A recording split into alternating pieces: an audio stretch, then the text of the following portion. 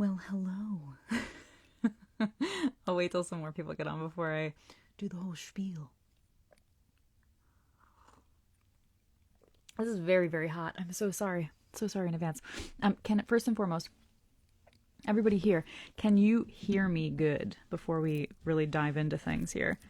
Also, I'm going to try my darndest. Sorry, I'm moving the microphone. I'm going to try my hardest to actually download this and try to upload it onto YouTube. I would like to eventually start doing it over there. It's a better platform in regards to live streaming, so that'd be really cool. So if that is something you're all interested in, yeah, you can hear me. Okay, good. Okay, so if that's something you're all interested in, I would really like to move over to YouTube to do live streaming for this, because I can actually download it straight to YouTube. It's a lot easier. But I figured so many people are used to it here from the past that we would start here and we'll see what everybody's comfortable with. And if I can't for some reason download this live, we will be going to YouTube in the coming days. Let me pin this comment. Thank you, Jen. Okay, and I think I've got Dominic is here. Add as a moderator. I'm not sure if I can still add multiple. Hello.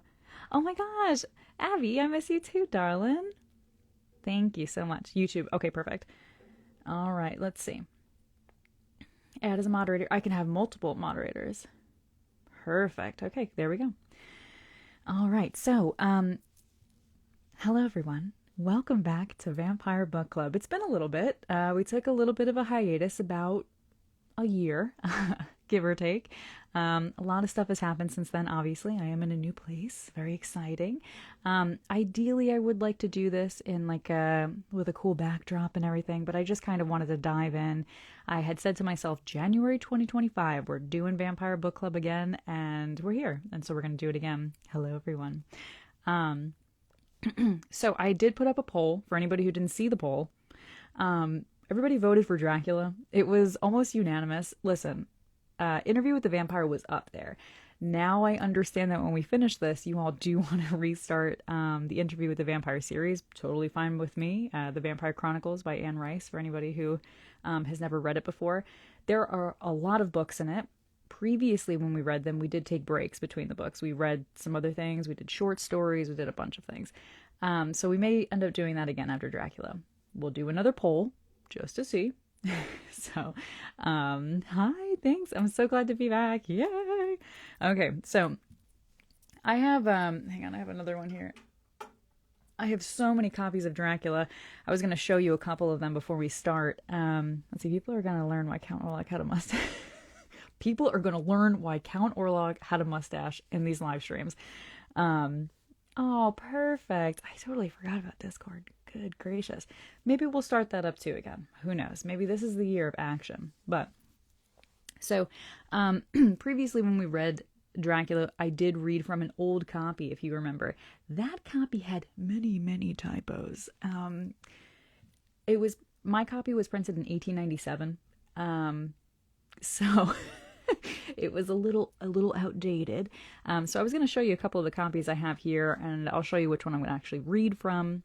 So this one I have here, I know it's going to be backwards for you all, but this one is the red and gold edition. I'm not sure when this one is from, but the inside is stunning. The spine of it is very well intact. So I wanted to just kind of give you all a little peeky poo at this. I can't remember when this one is from. If I'm not mistaken, this is one of the 1920s versions. Just based off of the actual book and the spine and how well intact it is. I think it was 1922 this version came out. Then I have another version here for you all. Here is another version. This one is around the same age, honestly. A lot of these, they didn't come with the covers or the jackets, and that's usually on the old ones where it'll give that kind of information, but this is another one that is so old. I got this one, I want to say probably for $5 because they did not know what they were selling. It was just in the old book section, and I was like, yeah, right. So I bought that one. The red one was a gift. This one is my prized possession because it has the jacket still. This is the one we used to read from. if you remember. This one has a lot of typos. Let's see. So this one is, I'll show you what the actual book cover looks like of this one. It's very, very pretty. I like how they're all different. That's why I collect them. So this one, if you look here, has the gold on it. This is what the cover looks like. Very, very nice. But yeah, so I have some very, very old copies. I have, my oldest is 1897. And then I really don't like, I don't like collecting ones that are pre-1940s because I'm a dork. And I like how they were made pre-1940. All right, so this is what I'm thinking, okay? I have a slightly more modern version here. It's a hardcover. I have not cracked into this one. Let me see what the font looks like. You'll never believe this. This one's in German. Okay, we're not going to read this. There you go. I never cracked it open. This one's actually in German. Well, I don't know German, so we're not going to do that one. So we're going to read my most modern copy that I have, okay? Oh, my cousin Katie's here. Hi, Katie. We're going to read from this copy today. This is like the artsy-fartsy copy. I really enjoyed on the back, it says, enter freely and of your own will. So, this is the one we're going to do for this read through. I prefer the font in this one. I also have read through this one. There are no typos. So this one's pretty good. So I'm very excited. Okay. Now, does anybody have any questions or anything like that? I can't believe that one's in German. I had no idea. So anyway, but yeah, if you guys are all ready, give me a thumbs up. I'm going to mute my mic. I'm going to have a nice swig of my tea so you don't hear me drinking. And then we'll start, okay? This should probably go for about 2 hours. We'll wrap up around 10. If we hear, like, at the end of a chapter, I'll just finish out the chapter. And then I'll let you guys know what chapter we'll be starting for next Monday, okay? So let me just have a little sippy of my tea, and we will begin.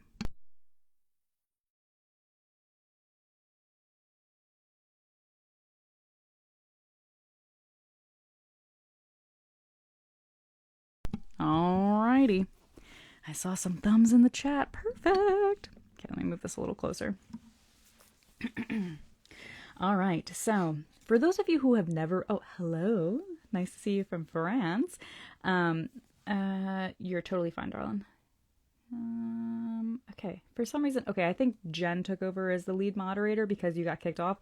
No stress at all. All right.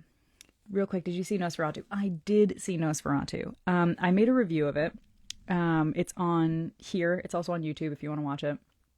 But I loved it. I would see it again. I would probably see it again many times. I'm excited for the Blu-ray to come out. That's how much I enjoyed it. So, yes, I did see it. I loved it. I cannot recommend it enough. It checked all my boxes for everything I wanted. Hola! Okay, let's dive into this. I'm so excited. All right, crack this puppy back open. Here we go. Alrighty. So, in this edition, I think everything is still the same in this edition, if I'm not mistaken. Like how pages are laid out. If you want to read along, I'll let you know what page it says, okay? So, Chapter 1. Jonathan Harker's Journal. Oh, it's weird. It has notes in this one. I didn't realize. Okay. Jonathan Harker's journal kept in shorthand.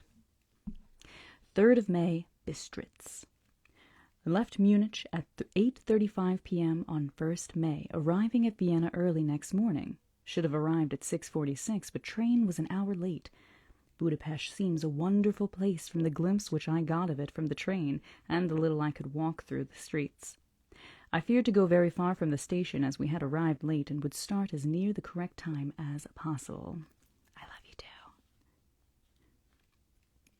The impression I had was that we were leaving the west and entering the east, the most western of splendid bridges over the Danube, which is here of noble width and depth, took us among the traditions of Turkish rule. We left in pretty good time, and came after nightfall to Klausenburg. Here I stopped for the night at the Hotel Royal. I had for dinner, or rather supper, a chicken done up with some way with red pepper, which was very good but thirsty. Remember, get recipe for Mina. I asked the waiter, and he said it was called paprika Hendel, and that it was the national dish. I should be able to get it anywhere along the Carpathians. I found my smattering of German very useful here indeed. I don't know how I should be able to get on without it. What I find very funny is that he talks about chicken paprikash several times throughout this book. Guy loves his paprika chicken. Anyway, having had some time at my disposal when in London, I had visited the British Museum and made search among the books and maps in the library regarding Transylvania. It had struck me that some foreknowledge of the country would hardly fail to have some importance in dealing with a nobleman of that country. I find that the district he named is in the extreme east of the country, just on the borders of 3 states, Transylvania, Moldavia, and Bukovina, on the midst of the Carpathian Mountains, one of the wildest and least known portions of Europe. I was not able to light on any map or work giving the exact locality of the castle Dracula, as there are no maps of this country as yet to compare with our own Ordnance Survey maps, but I found that Bistritz, the post town named by Count Dracula, is a fairly well-known place. I shall enter here some of my notes, as they may refresh my memory when I talk over my travels with Mina. In the population of Transylvania there are 4 district nationalities: Saxons in the south, and mixed with them are the Wallachs, who are the descendants of the Dacians, Magyars in the west, and Czechos in the east and north. I am going among the latter, who claim to be descendant from Attila and the Huns. This may be so, for when the Magyars conquered the country in the 11th century, they found the Huns settled in it. I read that every known superstition in the world is gathered into the horseshoe of the Carpathians, as it were the center of some of the imaginative whirlpool. If so, my stay may be very interesting. Remember, I must ask the Count all about them. I did not sleep well, though my bed was comfortable enough, for I had all sorts of queer dreams. There was a dog howling all night under my window, which may have had something to do with it. Or it may have been the paprika, for I had to drink up all the water in my carafe, and was still thirsty. Towards morning I slept. I was wakened by the continuous knocking at my door, so I guess I must have been sleeping soundly then. I had for breakfast more paprika, and a sort of porridge of maize flour, which they called mamalja, and eggplants stuffed with forcemeat, and a very excellent dish which they called impletata. Remember, get this recipe also. I had to hurry breakfast, for the train started a little before 8, or rather, it ought to have done so, for after rushing to the station at 7:30, I had to sit in the carriage for more than an hour before we began to move. It seems to me that the further east you go, the more unpunctual are the trains. What ought they be in China? All day long we seemed to dawdle through a country which was full of beauty of every kind. Sometimes we saw little towns or castles on top of steep hills, such as we see in old missals. Sometimes we ran by rivers and streams which seemed, from the wide stony margin on each side of them, to be subject to great floods. It takes a lot of water, a running strong, to sweep the outside edge of a river clear.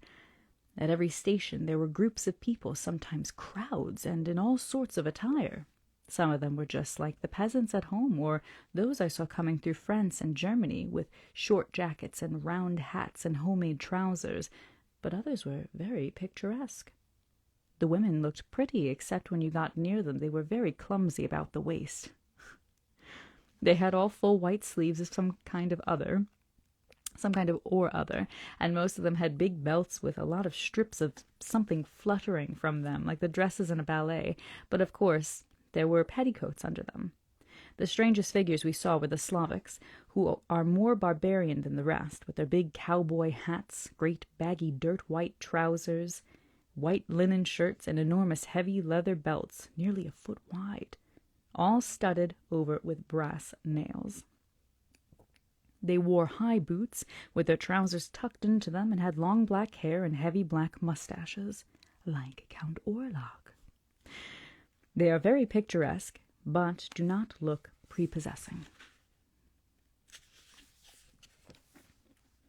On the stage they would be set down at once as some old oriental band of brigands. They are, however, I am told, very harmless and rather wanting in natural self-assertion. It was on the dark side of twilight when we got to Bistritz, which is a very interesting old place, being practically on the frontier, for the Borgo Pass leads from into Bukovina. It has had a very stormy existence, and it certainly shows marks of it. 50 years ago, a series of great fires took place, which made terrible havoc on 5 separate occasions. Yeah, he's just really, he's really like, Andy, you are ugly, and you are ugly, and your waistline just atrocious. It's just, very catty of him. At the very beginning of the 17th century, it underwent a siege of 3 weeks and lost 13,000 people, the casualties of war proper being assisted by famine and disease. Count Dracula had directed me to go to the Golden Crone Hotel, which I found, to my great delight, to be thoroughly old-fashioned, for of course I wanted to see all I could of the ways of the country. I was evidently expected, for when I got near to the door I faced a cheery-looking elderly woman in the usual peasant dress, white undergarment with a long double apron, front and back, of coloured stuff fitting almost too tight for modesty. When I came close she bowed and said, "The Herr Englishman." I said, "Jonathan Harker." She smiled and gave some message to an elderly man in white shirt-sleeves, who had followed her to the door. He went, but immediately returned with a letter. Should I do the accent? No. "My friend, welcome to the Carpathians. I am anxiously expecting you. Sleep well tonight. At 3 tomorrow the diligence will start for Bukovina. Bukovina, excuse me. A place on it is kept for you. At the Borgo Pass my carriage will await you and will bring you to me. I trust that your journey from London has been a happy one, and that you will enjoy your stay in my beautiful land. Your friend, Dracula."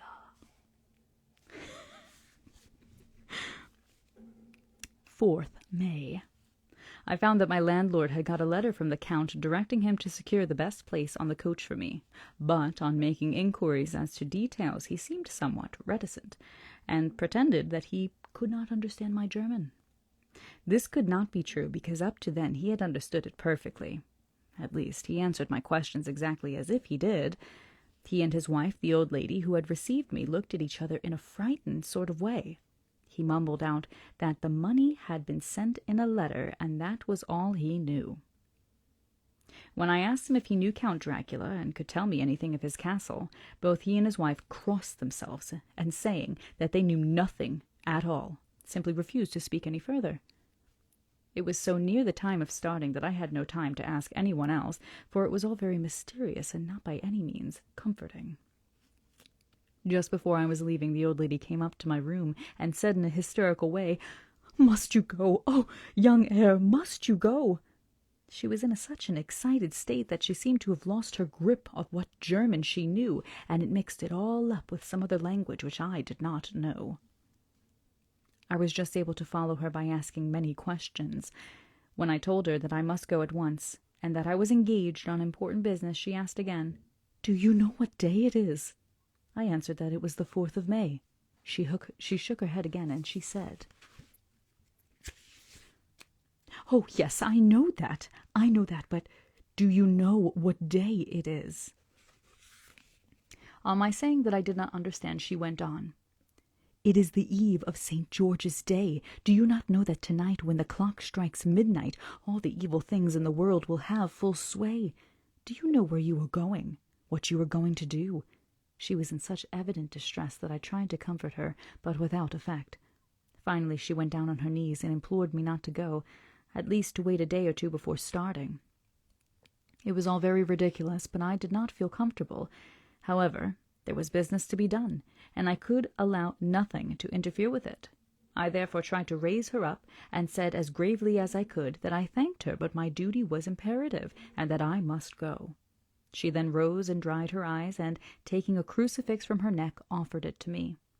I did not know what to do, for, as an English churchman, I might have been taught to regard such things as in some measure idolatrous.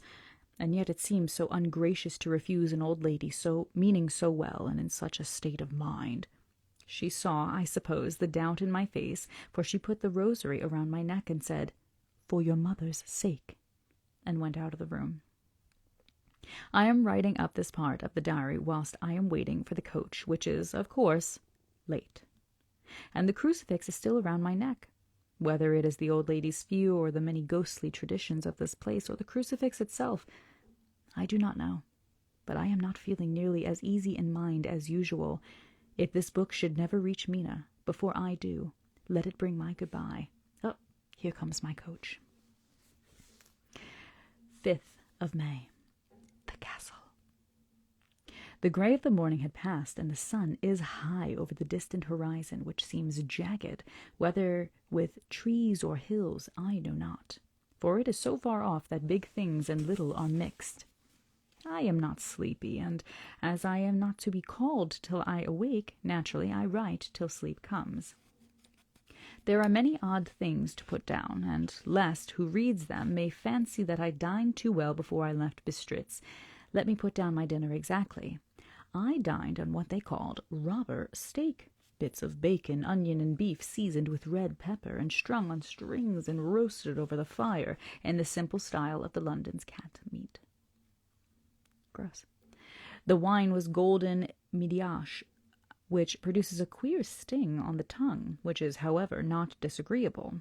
I had only a couple of glasses of this and nothing else.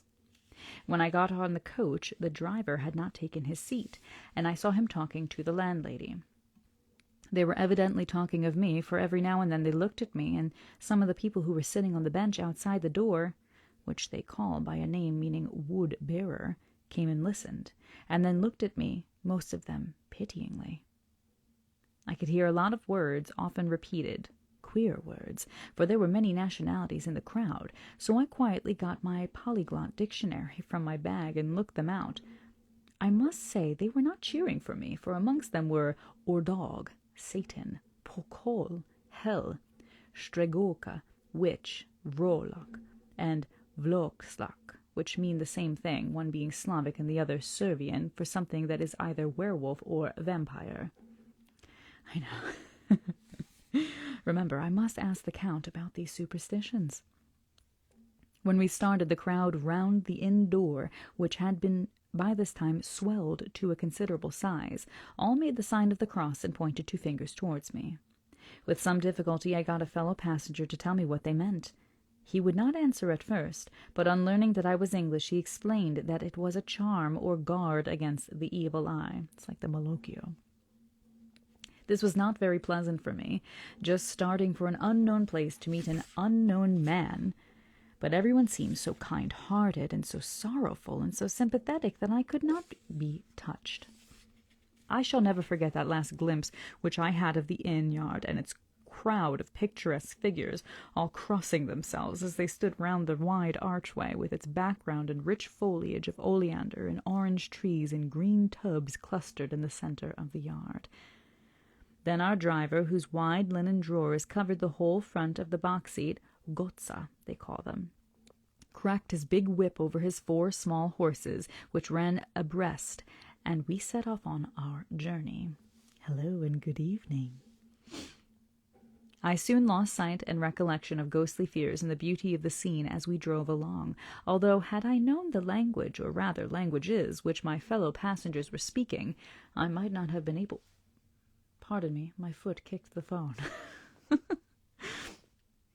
I might not have been able to throw them off so easily. Before us lay a green sloping land full of forests and woods, with here and there steep hills crowned with clumps of trees or with farmhouses, the blank gable end to the road. There was everywhere a bewildering mass of fruit blossom, apple and plum, pear, and cherry. And as we drove by, I could see the green grass under the trees spangled with the fallen petals. In and out amongst these green hills of what they call here the Mittelland ran the road, losing itself as it swept round the grassy curve, or was shut out by straggling ends of pine woods. Good evening. No, we just started, my love.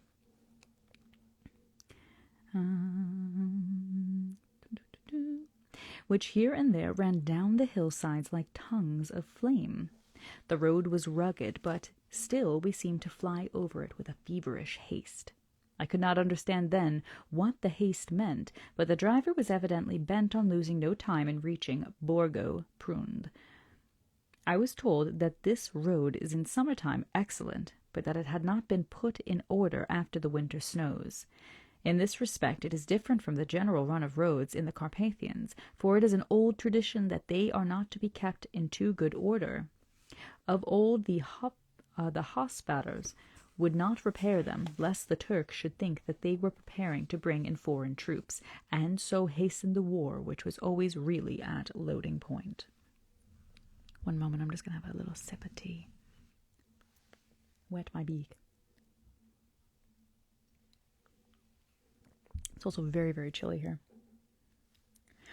Beyond the green swelling hills of the Mittelland rose mighty slopes of forest up to the lofty steeps of the Carpathians themselves. Good evening.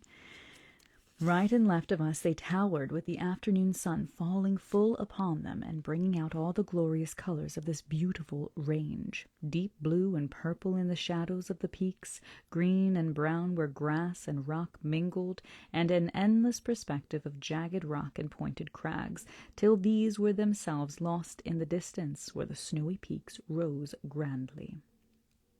Here and there seemed mighty rifts in the mountain, through which, as the sun began to sink, we saw now and again the white gleam of falling water. One of my companions touched my arm as we swept round the base of a hill and opened up the lofty snow-covered peak of a mountain, which seemed, as we wound on our serpentine way, to be right before us.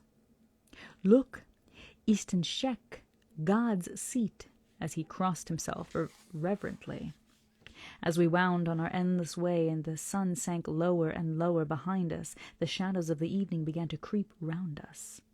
This was emphasized by the fact that the snowy mountain tops still held the sunset and seemed to glow out with a delicate cool pink. Here and there we passed Czechs and Slovaks, all in picturesque attire, but I noticed that goiter was painfully prevalent. By the roadside were many crosses, and as we swept by, my companions all crossed themselves. Here and there was a peasant man or woman kneeling before a shrine who did not even turn round as we approached, but seemed, in the self-surrender of devotion, to have neither eyes nor ears for the outer world. There were many things new to me, for instance, hayricks in the trees, and here and there very beautiful masses of weeping birch, their white stems shining like silver through the delicate green of the leaves. Now and again we passed a leiter wagon, the ordinary peasant's cart with its long snake-like vertebrae, calculated to suit the inequalities of the road. On this were sure to be seated quite a group of home-coming peasants, the Czechs with their white and the Slavics with their colored sheepskins, the latter carrying lance fashion, their long staves with axe at end. As the evening fell, it began to get very cold, and the growing twilight seemed to merge into one dark mistiness, the gloom of the trees, oak, beech, and pine, though in the valleys, which ran deep between the spurs of the hills as we ascended through the pass, the dark firs stood out here and there against the background of late-lying snow. Sometimes, as the road was cut through the pine woods that seemed into the darkness to be closing down upon us, great masses of grayness, which here and there bestrewed the trees, produced a peculiarly, wow, that's a hard word for me, peculiarly weird and solemn effect, which carried on the thoughts and grim fancies engendered earlier in the evening, when the falling sunset threw into strange relief the ghost-like clouds which amongst the Carpathians seemed to wind ceaselessly through the valleys. Sometimes the hills were so steep that, despite our driver's haste, the horses could only go slowly. I wished to get down and walk up them, as we do at home, but the driver would not hear of it. Hi, I hope you're doing well. No, he said, you must not walk here. The dogs are too fierce. And then he added, with what he evidently meant for grim pleasantry, for he looked round to catch the approving smile of the rest, and you may have enough of such matters before you go to sleep." The only stop he would make was a moment's pause to light his lamps. When it grew dark, there seemed to be some excitement amongst the passengers, and they kept speaking to him, one after the other, as though urging him to further speed. He lashed the horses unmercifully with his long whip, and with wild cries of encouragement urged them on to further exertions. Then through the darkness I could see a sort of patch of grey light ahead of us, as though there were a cleft in the hills. Yay! I'm glad you're reading along. The excitement of the passengers grew greater. The crazy coach rocked on its great leather springs and swayed like a boat tossed on a stormy sea. I had to hold on. The road grew more level, and we appeared to fly along. Then the mountains seemed to come nearer to us on each side and to frown down upon us. We were entering on the Borgo Pass. One by one, several of the passengers offered me gifts, which they pressed upon me with an earnestness which would take no denial.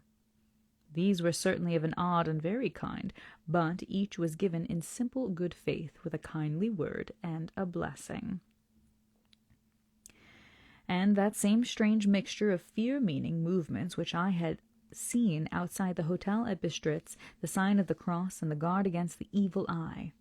Then, as we flew along, the driver leaned forward, and on each side the passengers, craning over the edge of the coach, peered eagerly into the darkness. It was evident that something very exciting was either happening or expected, but though I asked each passenger, no one would give me the slightest explanation. This state of excitement kept on for some little time, and at last we saw before us the pass opening out on the eastern side. There were dark rolling clouds overhead, and in the air the heavy, oppressive sense of thunder. It seemed as though the mountain range had separated two atmospheres, and that now we had got into the thunderous one. I was now myself looking out for the conveyance which was to take me to the Count. Each moment I expected to see the glare of lamps through the blackness, but all was dark. The only light was the flickering rays of our own lamps, in which the steam from our hard-driven horses— the wind is insane here if you hear any noises in the background, sorry. The steam from our hard-driven horses rose in a white cloud. We could see now the sandy road lying white before us, but there was on it no sign of a vehicle. The passengers drew back with a sigh of gladness which seemed to mock my own disappointment. I was already thinking what I had best do, when the driver, looking at his watch, said to the others something which I could hardly hear. It was spoken so quietly and in so low a tone, I thought it was an hour less than the time. Then turning to me, he said in German worse than my own, "There is no carriage here. The heir is not expected after all. He will now come on to Bukovina, and return tomorrow or the next day. Better the next day." Whilst he was speaking, the horses began to neigh and snort and plunge wildly, so that the driver had to hold up to them. Then, amongst a chorus of screams from the peasants and a universal crossing of themselves, a caleche with 4 horses drove up behind us, overtook us, and drew up beside the coach. I could see from the flash of our lamps, as the rays fell on them, that the horses were coal-black and splendid animals. They were driven by a tall man with a long brown beard and a great black hat, which seemed to hide his face from us. I could only see the gleam of a pair of very bright eyes, which seemed red in the lamplight as he turned to us. He said to the driver, "You are early tonight, my friend." The man stammered in reply, "The English heir was in a hurry." To which the stranger replied, "That is why, I suppose, you wished him to go on to Bukovina." "You cannot deceive me, my friend. I know too much, and my horses are swift." As he spoke he smiled, and the lamplight fell on a hard-looking mouth with very red lips and sharp-looking teeth as white as ivory. One of my companions whispered to the other the line from Bürger's Lenore, "Den die Toten reiten schnell, for the dead travel fast." Dun dun dun dun. Very dramatic. I'm gonna have a sip of tea real quick. Wow, thank you so much to everybody who's joining. We're over 30 people right now. I was like, if I get 10, I'll be happy. This is really good. I'm so happy you're all here. The strange driver evidently heard the words, for he looked up with a gleaming smile. The passenger turned his face away, at the same time putting out his 2 fingers and crossing himself. "Give me the heir's luggage." Hi, Shane. Oh my gosh. Tell me you guys said hi. "Give me the heir's luggage," said the driver, and with exceeding alacrity my bags were handed out and put in the caleche. Then I descended from the side of the coach, as the caleche was close alongside, the driver helping me with a hand which caught my arm in a grip of steel. His strength must have been prodigious. Without a word he shook his reins, the horses turned, and he swept into the darkness of the pass. I missed you. It's nice to see you all. As I looked back, I saw the steam, from the horses of the coach by the light of the lamps, and projected it against the figures of my late companions crossing themselves. I miss you too, Ella. I love you. I'll see you in April. Promise. The driver cracked his whip and called to his horses, and off they swept on their way to Bukovina. As they sank into the darkness, I felt a strange chill, and a lonely feeling came over me. But a cloak was thrown over my shoulders and a rug across my knees, and the driver said in excellent German, "The night is chill, mynheer, and my master the count bade me to take care of you. There is a flask of Slivovitz, the plum brandy of the country, underneath the seat if you should require it." I did not take any of it. Hello, C. Nice to see you. But it was a comfort to know it was there all the same. I felt a little strangely and not a little frightened. I think had there been any alternative, I should have taken it instead of prosecuting the unknown night journey. The carriage went at a hard pace straight along. Then we made a complete turn and went along another straight road.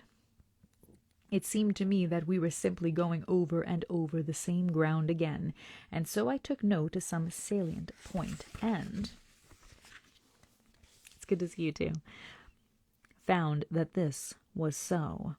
I would have liked to have asked the driver what this had all meant, but I really feared to do so, for I thought that, placed as I was, any protest would have had no effect in case there had been an intention to delay.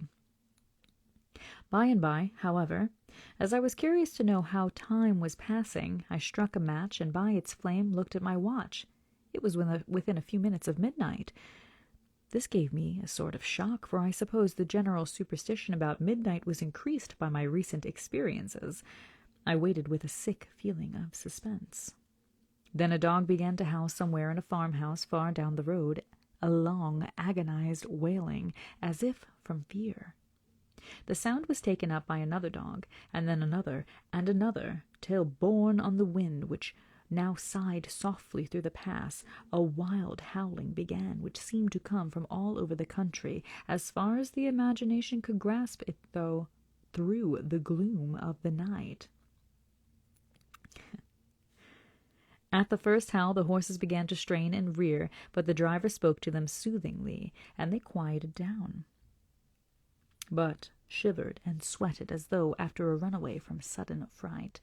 Then, far off in the distance from the mountains on each side of us began a louder and sharper howling, that of wolves, which affected both the horses and myself in the same way, for I was minded to jump from the caleche and run, whilst they reared again and plunged madly, so that the driver had to use all his great strength to keep them from bolting.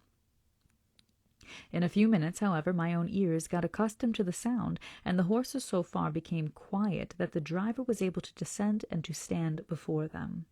He patted and soothed them, and whispered something in their ears, as I have heard of horse-tamers doing, and with extraordinary effect, for under his caress they became quite manageable again, though they still trembled.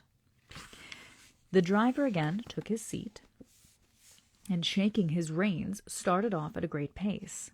This time, after going to the far side of the pass, he suddenly turned down a narrow roadway which ran sharply at the right. Soon we were hemmed in with trees, which in places arched right over the roadway till we passed as though as through a tunnel. I can picture it. It reminds me of the scene, if you've seen Nosferatu, it reminds me of the scene from Nosferatu where they're going through, like the forest, and the Koresh comes up and gets them. Very picturesque. This time, after going to the far side of the pass, he suddenly turned down a narrow roadway which ran sharply to the right. Okay, here we go. Though we were in shelter, we could hear the rising wind, for it moaned and whistled through the rocks, and the branches of the trees crashed together as we swept along. It grew colder and colder still, and fine, powdery snow began to fall, so that soon we and all around us were covered with a white blanket. Good evening. The keen wind still carried the howling of the dogs, though this grew fainter as we went on our way. The baying of the wolves sounded nearer and nearer, as though they were closing round on us from every side. I grew dreadfully afraid, and the horses shared my fear, but the driver was not in the least disturbed. He kept turning his head to the left and right, but I could not see anything through the darkness. Suddenly, away on our left, I saw a faint flickering blue flame. The driver saw it at the same moment. He at once checked the horses and, jumping to the ground, disappeared into the darkness. I did not know what to do, the less as the howling of the wolves grew closer, but while I wondered, the driver suddenly appeared again, and without a word took his seat, and we resumed our journey. I think I must have fallen asleep and kept dreaming of the incident, for it seemed to be repeated endlessly, and now looking back it is like a sort of awful nightmare. Once the flame appeared so near the road that even in the darkness around us I could watch the driver's motions. He went rapidly to where the blue flame arose. It must have been very faint, for it did not seem to illuminate the place around it at all. And, gathering a few stones, formed them into some device. Once there appeared a strange optical effect. When he stood between me and the flame, he did not obstruct it, for I could see its ghostly flicker all the same.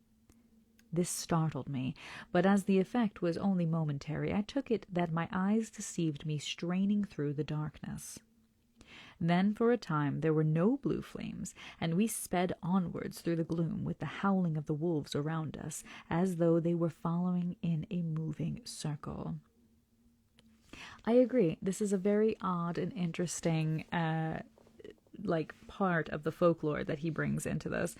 I think what have they said? They've said the blue flame is where treasure is buried, I think, sometimes in some of the folklore, which is very fascinating. And that you can go out and find treasure with the blue flame on the specific night that they speak of in the book. So that's interesting. I also think it has something to do with the spirits rising and them having agency during this night too. So who knows? Okay.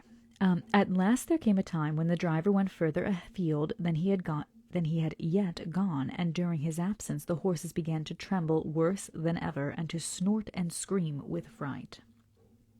I could not see any cause for it, for the howling of the wolves had ceased altogether. But just then the moon, sailing through the black clouds, appeared behind the jagged crest of a beetling, pine-clad rock, and by its light I saw around us a ring of wolves, with white teeth and lolling red tongues, with long, sinewy limbs and shaggy hair. They were 100 times more terrible in the grim silence which held them than ever when they howled. Bloody wolves chasing me through some blue inferno. So funny. For myself, I felt a sort of paralysis of fear.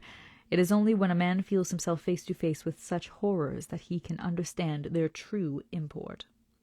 All at once the wolves began to howl as though the moonlight had some peculiar effect on them. Oh, Cynthia, thank you so much. I appreciate you. Thank you. I love you. The horses jumped about and reared and looked helplessly around with eyes that rolled in a way painful to see. But the living ring of terror encompassed them on every side, and they had perforce to remain within it. I called to the coachman to come, for it seemed It seemed to me that our only chance was to try to break out through the ring and to aid his approach. I shouted and beat the side of the caleche, hoping by the noise to scare the wolves from the side, so as to give him a chance of reaching the trap.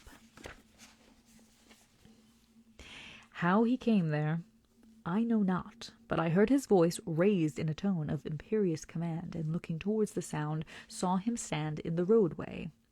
As he swept his long arms as though brushing aside some impalpable obstacle, the wolves fell back and back further still. Thank you so much for buying a badge. I really appreciate it. Thank you. Just then a heavy cloud passed across the face of the moon, so that we were again in darkness. When I could see again, the driver was climbing into the caleche, and the wolves had disappeared. This was all so strange and uncanny that a dreadful fear came upon me, and I was afraid to speak or move. The time seemed interminable as we swept on our way, now in almost complete darkness, for the rolling clouds obscured the moon.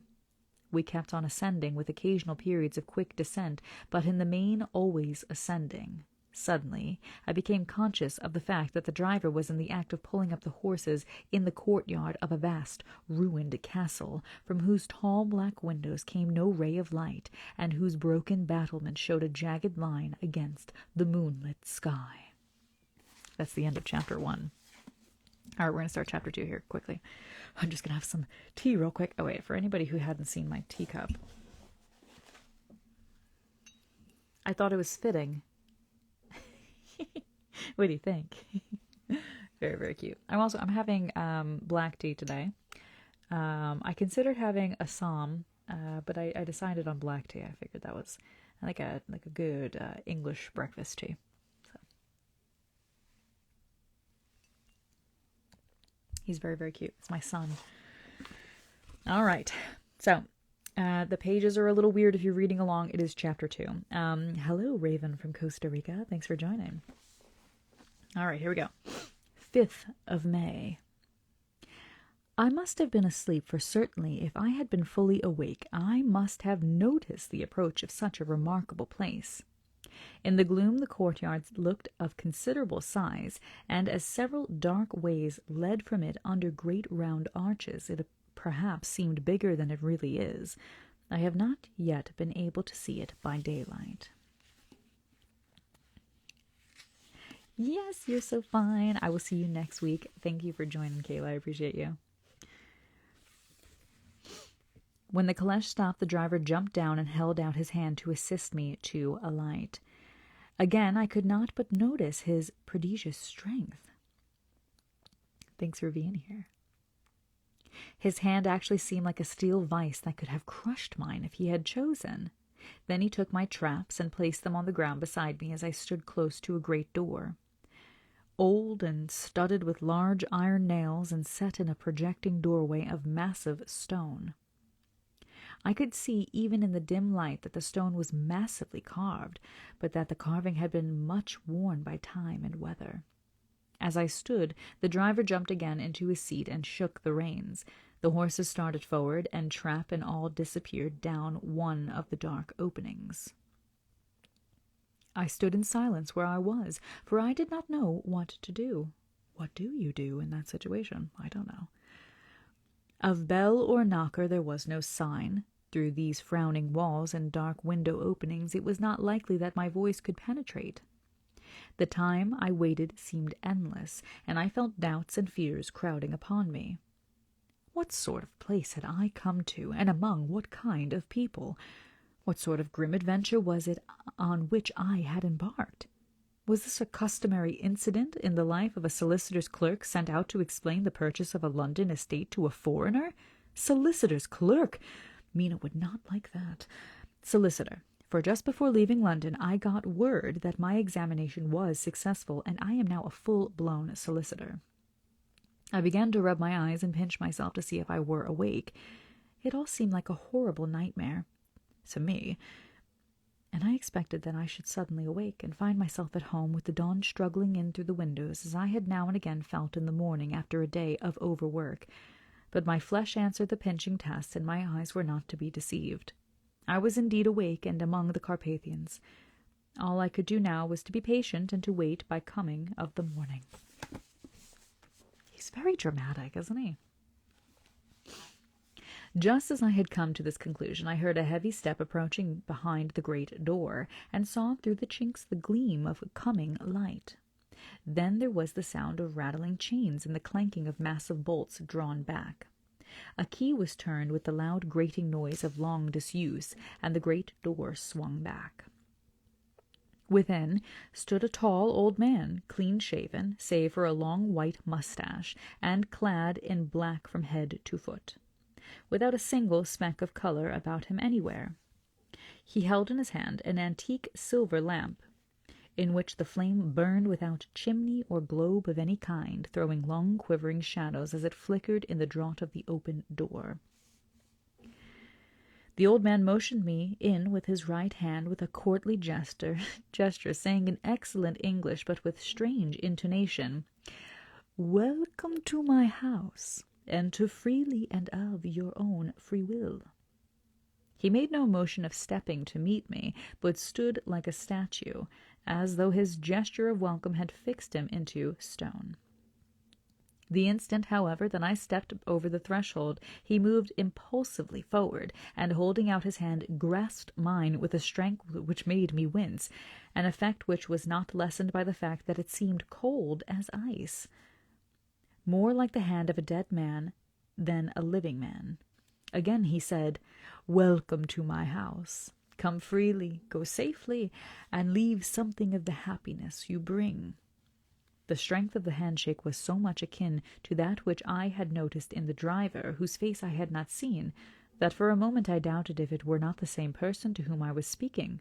So, to make sure, I said interrogatively, "Count Dracula?"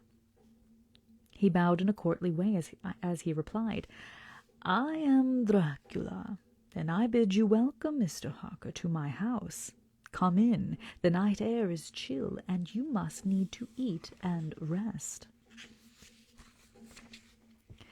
As he was speaking, he put the lamp on a bracket on the wall, and stepping out, took my luggage. He had carried it in before I could forestall him. I protested, but he insisted. "Nay, sir, you are my guest. It is late, and my people are not available. Let me see to your comfort myself." He insisted on carrying my traps along the passage, and then up a great winding stair, and along another great passage on whose stone floor our steps rang heavily. At the end of this he threw open a heavy door, and I rejoiced to see within a well-lit room in which a table was spread for supper, and on whose mighty hearth a great fire of logs, freshly replenished, flamed and flared. The Count halted, putting down my bags, closed the door, and crossing the room, opened another door which led into a small octagonal room lit by a single lamp, and seemingly without a window of any sort. Passing through this, he opened another door and motioned me to enter.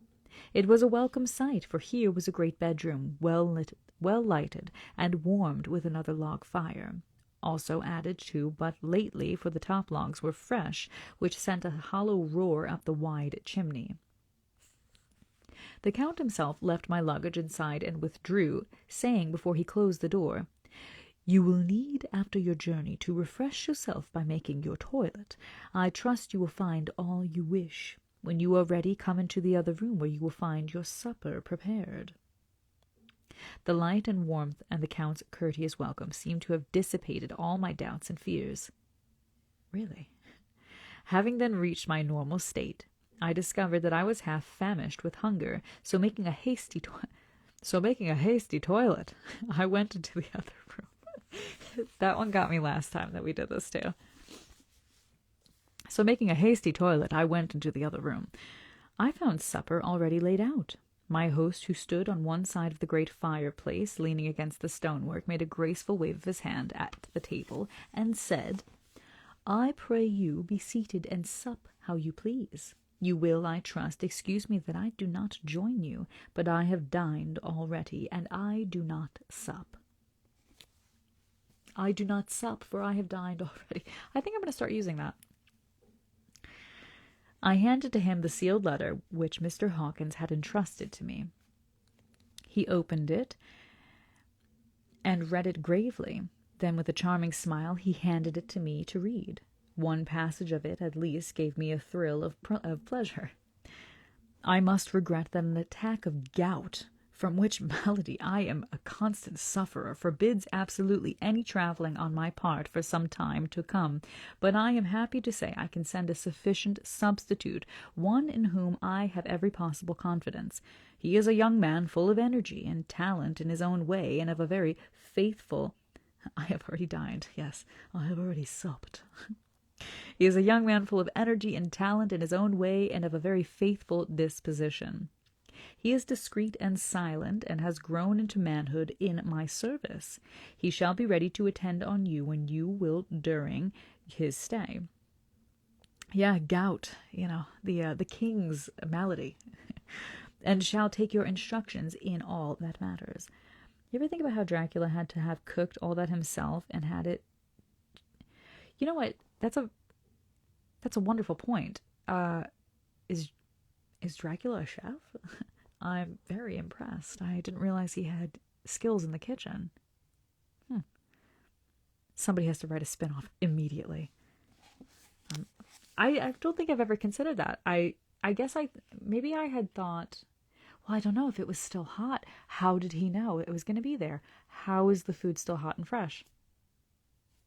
I don't believe there's anybody who actually works there, right? Like that's kind of like the canon of it. Nobody really works there. It's like he was lying, right? I don't know. Now I'm just picturing Count Dracula with a chef's hat and an apron that says "Kiss the Cook," and he's cooking up dinner in there. Dracula on the next. Oh my God, I would love it.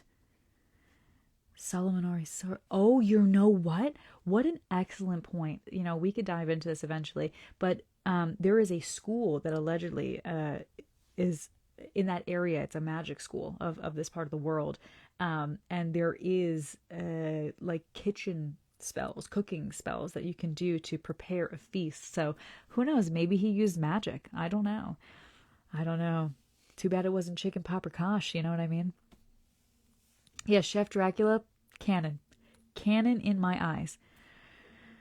Saddest part of the book, according to Defoe's Orlac.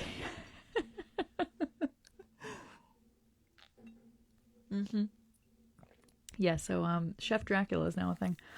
I'm going to assume it's magic as well, because I would think, he was I believe he's a student of that school. Like, he utilized that magic. And if you watch the new Nosferatu, they do slightly touch upon that, which is very, very interesting. Maybe he took culinary classes. All excellent points. Maybe he took magical culinary classes. I don't know, but who am I to say?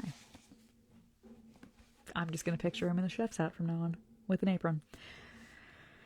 Okay. The Count himself came forward and took off the cover of a dish, and I fell to at once on an excellent roast chicken. This man loves his chicken. On an excellent roast chicken. This with some cheese and a salad and a bottle of old Tokay, of which I had 2 glasses, was my supper.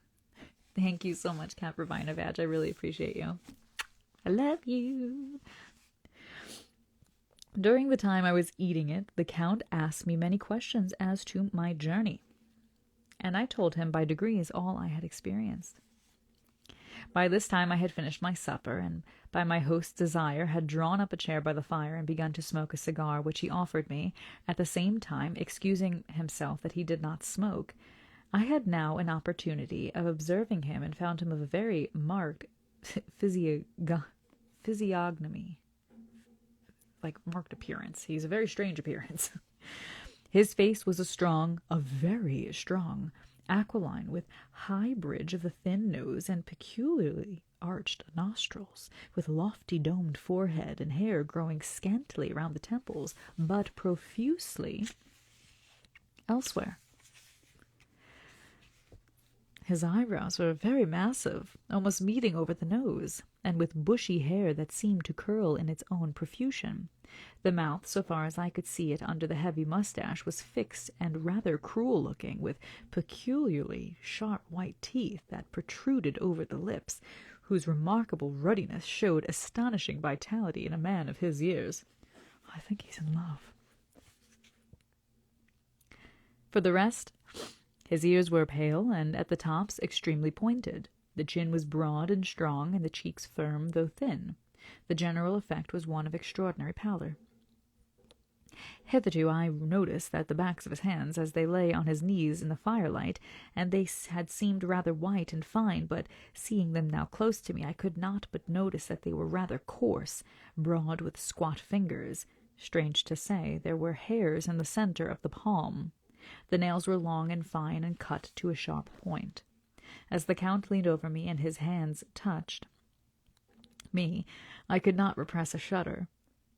It may have been that his breath was rank, but a horrible feeling of nausea came over me, which, do what I want, I could not conceal. The Count, evidently noticing it, drew back, and with a grim sort of smile, which showed more than he had yet done with his protuberant teeth, sat himself down again on his own side of the fireplace. We were both silent for a while, and as I looked towards the window, I saw the first dim streak of coming dawn. There seemed a strange stillness over everything, but as I listened, I heard as if from down below in the valley the howling of many wolves. The Count's eyes gleamed, and he said, "Listen to them, the children of the night. What music they make!" Seeing, I suppose, some expression in my face strange to him, he added, "Ah, sir, you dwellers in the city cannot enter into the feelings of the hunter." Then he rose and said, "But you must be tired. Your bedroom is all ready, and tomorrow you shall sleep as late as you will. I have to be away till afternoon, so sleep well and dream well." And, with a courteous bow, he opened for me himself the door to the octagonal room, and I entered my bedroom. I am all in a sea of wonders. I doubt, I fear, I think strange things which I dare not confess to my own soul. God keep me, if only for the sake of those dear to me. I think he's in love. I'm just joking. Am I? Okay, we're going to start the next section here. 7th May. It is again early morning, but I have rested and enjoyed the last 24 hours. I slept till late in the day, and awoke of my own accord. When I had dressed myself, I went into the room where we had supped, and found a cold breakfast laid out, with coffee kept hot by the pot being placed on the hearth. Queer reading? Valid. There was a card on the table on which was written, "I have to be absent for a while. Do not wait for me. D." Nicknames. So I set to and enjoyed a hearty meal. When I had done, I looked for a bell so that I might let the servants know I had finished, but I could not find one.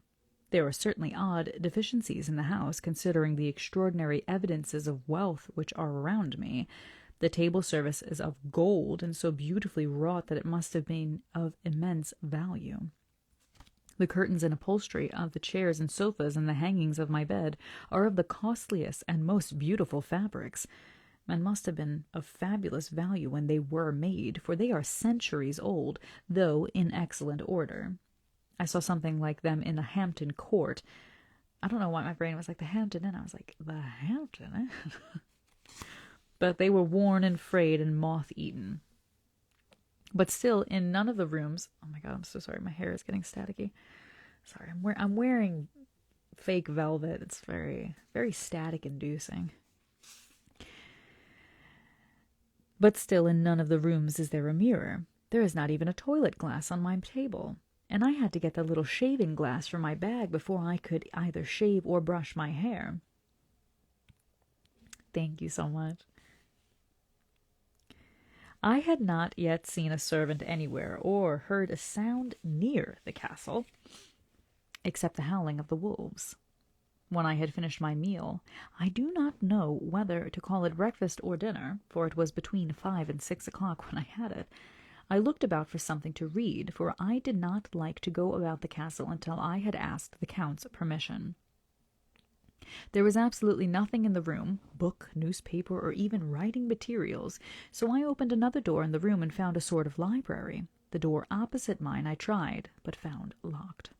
That's the cooking kitchen. In the library I found to my great delight a vast number of English books whose shelves full of them, and bound volumes of magazines and newspapers. A table in the center was littered with English magazines and newspapers, though none of them were of very recent date. The books were of the most varied kind: history, geography, politics, political economy, botany, geology, law, all relating to England and English life and customs and manners. There were even such books of reference as the London Dictionary, the Red and Blue books of Whitaker's Almanac, the Army and Navy list, and it somehow gladdened my heart to see it, the Law list. Whilst I was looking at the books, the door opened and the Count entered. He saluted me in a hearty way, and hoped that I had had a good night's rest. Then he went on. "I am glad you found your way in here, for I am sure there is much that will interest you. These friends," and he laid his hand on some of the books, "have been good friends to me, and for some years past, ever since I had the idea of going to London, have given me many, many hours of pleasure.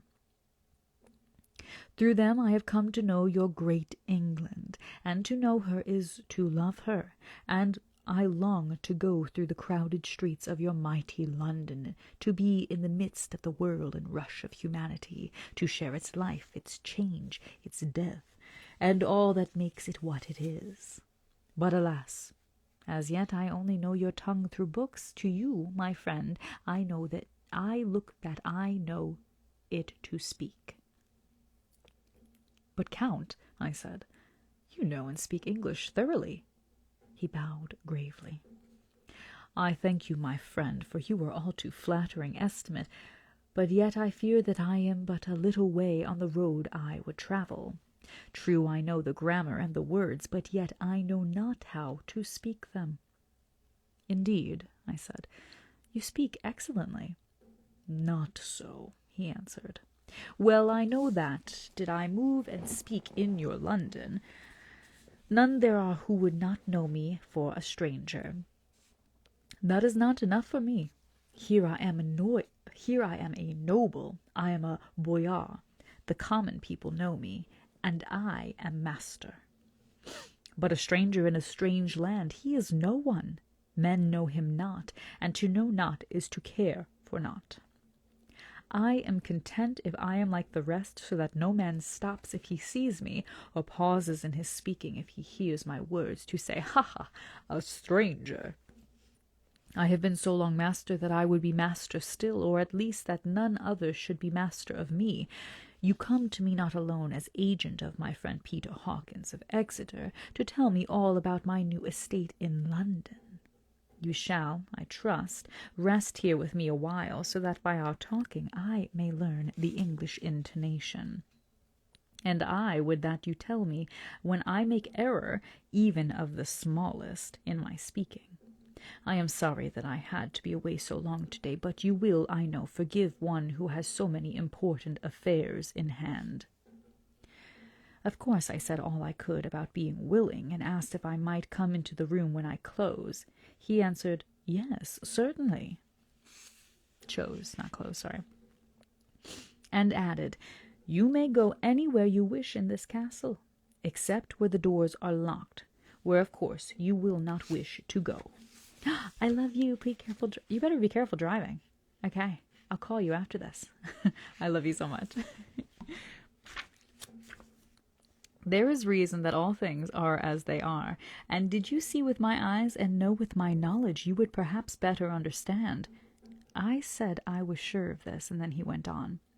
"We are in Transylvania, and Transylvania is not England. Our ways are not your ways, and there shall be to you many strange things. Nay, from what you have told me of your experiences already, you know something of what strange things there may be." This led... One second. My ornate beaded desk mat is being blown by the wind. This led to much conversation, and as it was evident that he wanted to talk, if only for talking's sake, I asked him many questions regarding things that had already happened to me or come within my notice. Sometimes he sheered off the subject or turned the conversation by pretending not to understand, but generally he answered all I asked most frankly. Then as time went on, and I had got somewhat bolder, I asked him of some of the strange things of the preceding night, as, for instance...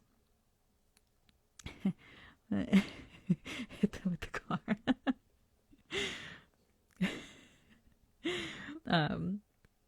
I asked him of some of the strange things of the preceding night, as, for instance, why the coachman went to the places where he had seen the blue flames. Thank you, darling. I love you. I was getting blown away over here. Was it indeed true that they showed where gold was hidden? See, I told you. There you go. That was the superstition, that the blue flame would direct you to where gold is. You know what I mean? It's like the evil leprechauns of the Borgo Pass. He then explained to me that it was commonly believed that on a certain night of the year, last night in fact, when all the evil spirits are supposed to have unchecked sway, a blue flame is seen over any place where treasure has been concealed. I knew it. That's dorky of me to remember that, but there you go. That's what it was.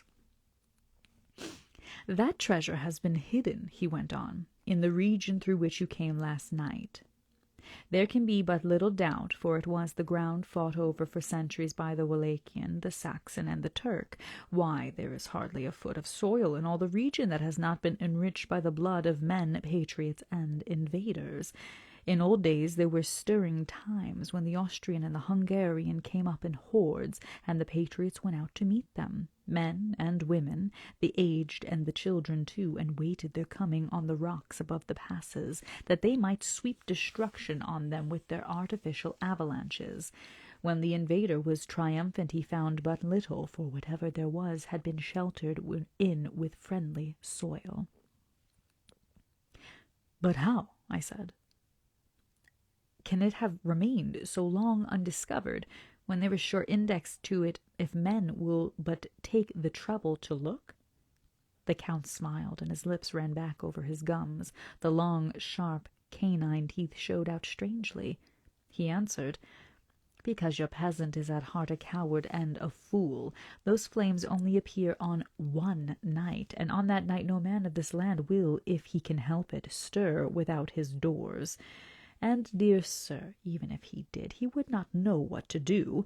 Why, even the peasant that you tell me of, who marked the place of the flame, would not know where to look in daylight, even for his own work. You would not, I dare be sworn, be able to find these places again." "There you are right," I said. "I know no more than the dead where even to look for them." Then we drifted into other matters. "Come," he said at last, "tell me of London and of the house which you have procured for me." With an apology for my remissness, I went into my own room to get the papers from my bag. Whilst I was placing them in order, I heard a rattling of china and silver in the next room, and as I passed through, I noticed that the table had been cleared and the lamp lit, for it was by this time deep into the dark. The lamps were also lit in the study or library, and I found the Count lying on the sofa reading of all the things of the world, of all the things in the world, an English Bradshaw's Guide. When I came in, he cleared the books and papers from the table, and with him I went into plans and deeds and figures of all sorts. He was interested in everything, and asked me a myriad questions about the place and its surroundings. He clearly had studied beforehand all he could get on the subject of the neighborhood, for he evidently at the end knew very much more than I did. When I remarked this, he answered, "Well, but my friend, it is not needful that I should. When I go there I shall be all alone, and my friend Harker Jonathan, nay, pardon me, I fall into my country's habit of putting your patronymic first. My friend Jonathan Harker will not be by my side to correct and aid me. He will be in Exeter, miles away, probably working at papers of the law with my other friend, Peter Hawkins. So we went thoroughly into the business of the purchase of the estate at Purfleet. When I had told him the facts and got his signature to the necessary papers, and had written a letter with them ready to post to Mr. Hawkins, he began to ask me how I had come across so suitable a place. I read to him the notes which I had made at the time, and which I inscribe here. At Purfleet, on By Road, I came across just such a place as seemed to be required, and where was displayed a dilapidated notice that the place was for sale. Wait, what if the brides do the chores? I didn't consider that either. Would they, though? Would they? I doubt it. It was surrounded by a high wall of ancient structure built of heavy stones, and has not been repaired for a large number of years. The closed gates are of heavy old oak and iron, all eaten with rust. The estate is called Carfax, no doubt a corruption of the old quarter face, as the old house is four-sided, agreeing with the cardinal points of the compass. It contains in all some 20 acres, quite surrounded by a solid stone wall above mentioned. There are many trees on it, which make it in places gloomy, and there is a deep, dark-looking pond or small lake, evidently fed by some springs, as the water is clear and flows away in a fair-sized stream. The house is very large, and of all periods back, I should say to medieval times, for one part of stone immensely thick, which with only a few windows high up and heavily barred with iron. It looks like part of a keep, and is close to an old chapel or church. I could not enter it, as I had not the key of the door leading to it from the house, but I have taken with my kodak views of it from various points. The house had been added to, but in a very straggling way, and I can only guess the amount of ground it covers, which must be very great. There are but few houses close at hand, one being a very large house only recently added to, and formed into a private lunatic asylum. It is not, however, visible from the grounds. Yes, of course. Thanks so much for being here. What if you're a werewolf and she is a vampire? Oh, tumultuous relationship. One moment, I'm just going to have a sip of tea.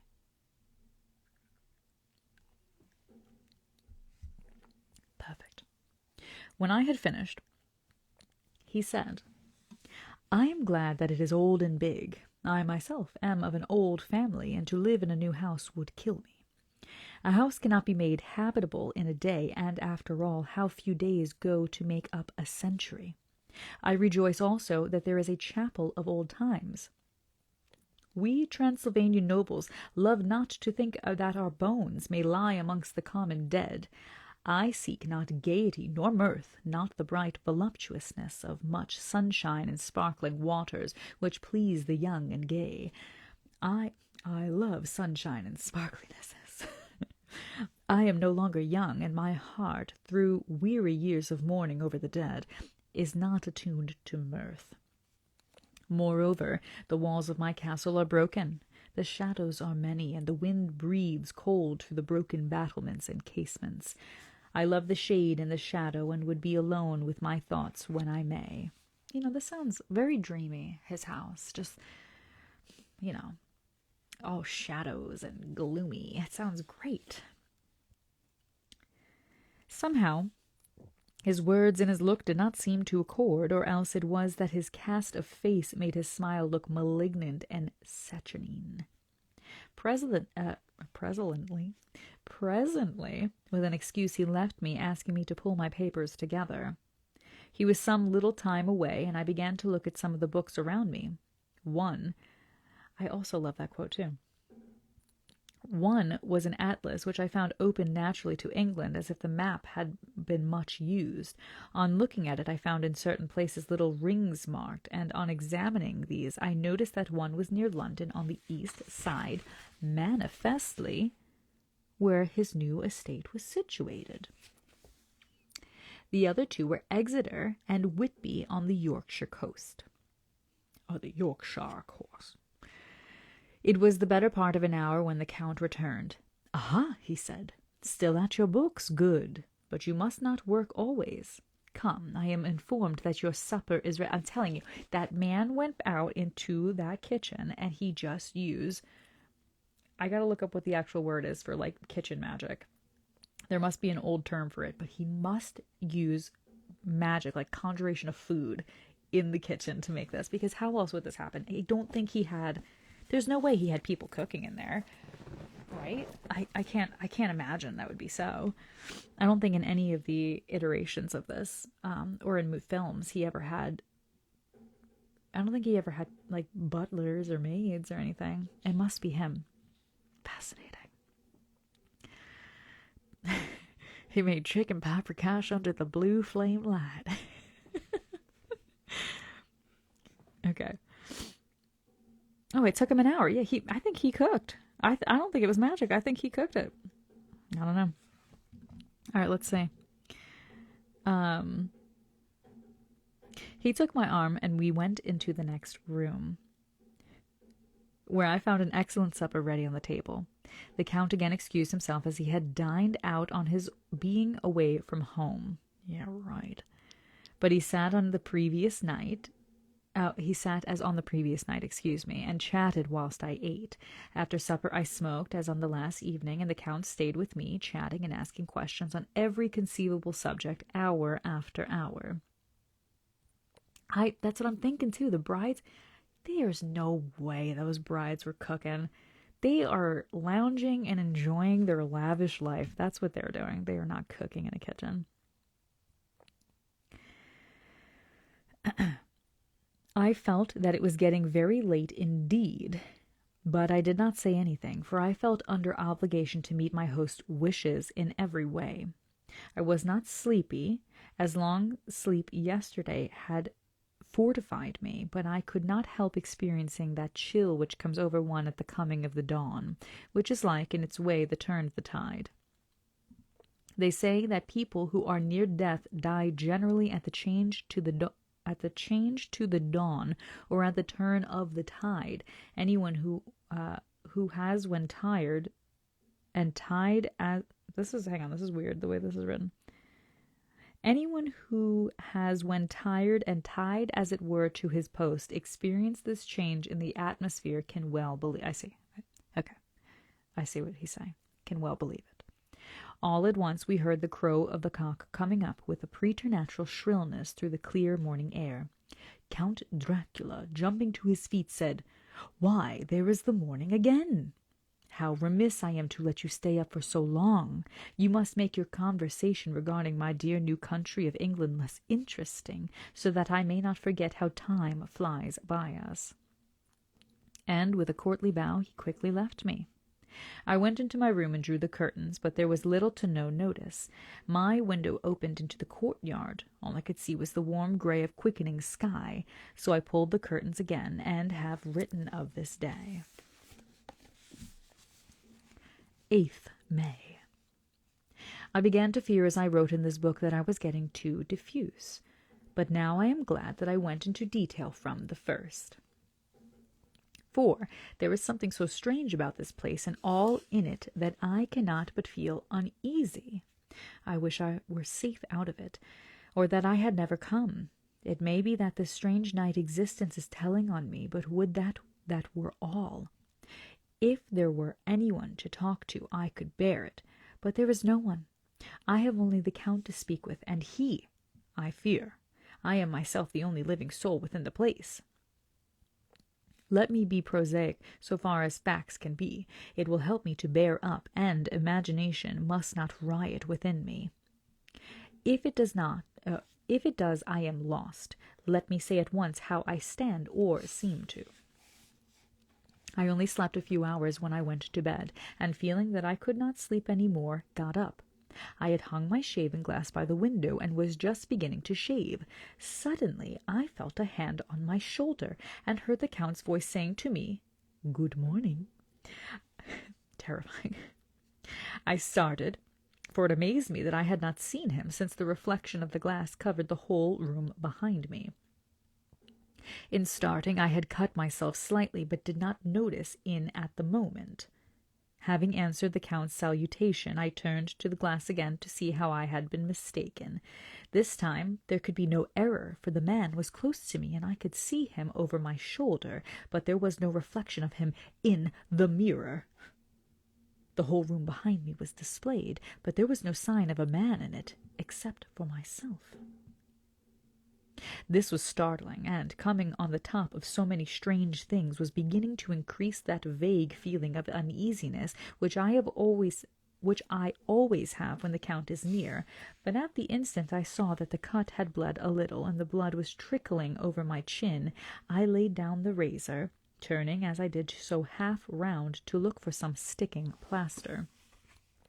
When the Count saw my face, his eyes blazed with a sort of demonic fury, and he suddenly made a grab at my throat. I drew away, and his hand touched that string of beads which held that crucifix. It made an instant change in him, for the fury passed so quickly that I could hardly believe that it was ever there. "Take care," he said. "Take care of how you cut yourself. It is more dangerous than you think in this country." Then, seizing the shaving-glass, he went on, "And this is the wretched thing that has done this mischief. It is a foul bauble of man's vanity. Away with it!" And opening the heavy window with one wrench of his hand, he flung it out the window, which was shattered into 1,000 pieces in the stones of the courtyard far below. Then he withdrew without a word. It was very annoying, for I do not see how I am to shave unless in my watch case or at the bottom of the shaving pot, which is fortunately of metal. When I went into the dining room, breakfast was prepared, but I could not find the Count anywhere. So I breakfasted alone.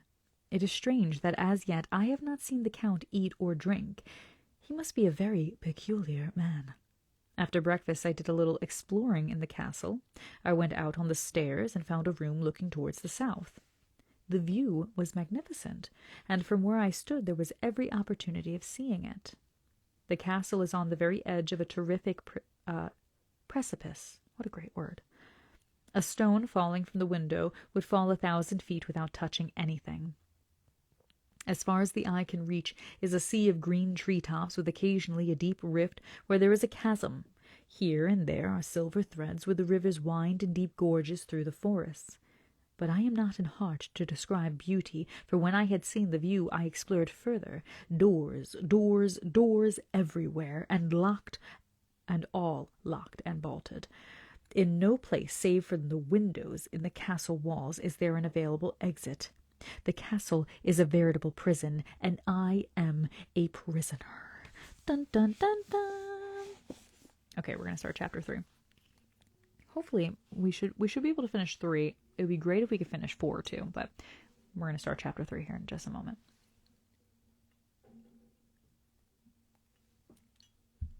My tea is at that lovely stage where it's like not super hot, but also not cold. Love it. Okay, here we go. Chapter 3. Jonathan Harker's Journal continued. When I found that I was a prisoner of a sort of wild... Wait, hang on 1 second. When I found that I was a prisoner, a sort of wild feeling overcame me. I rushed up and down the stairs, trying every door and peering out of every window that I could find. But after a little, the conviction of my helplessness overpowered all other feelings. When I look back after a few hours, I think I must have been mad for the time, for I behaved much as a rat does in a trap.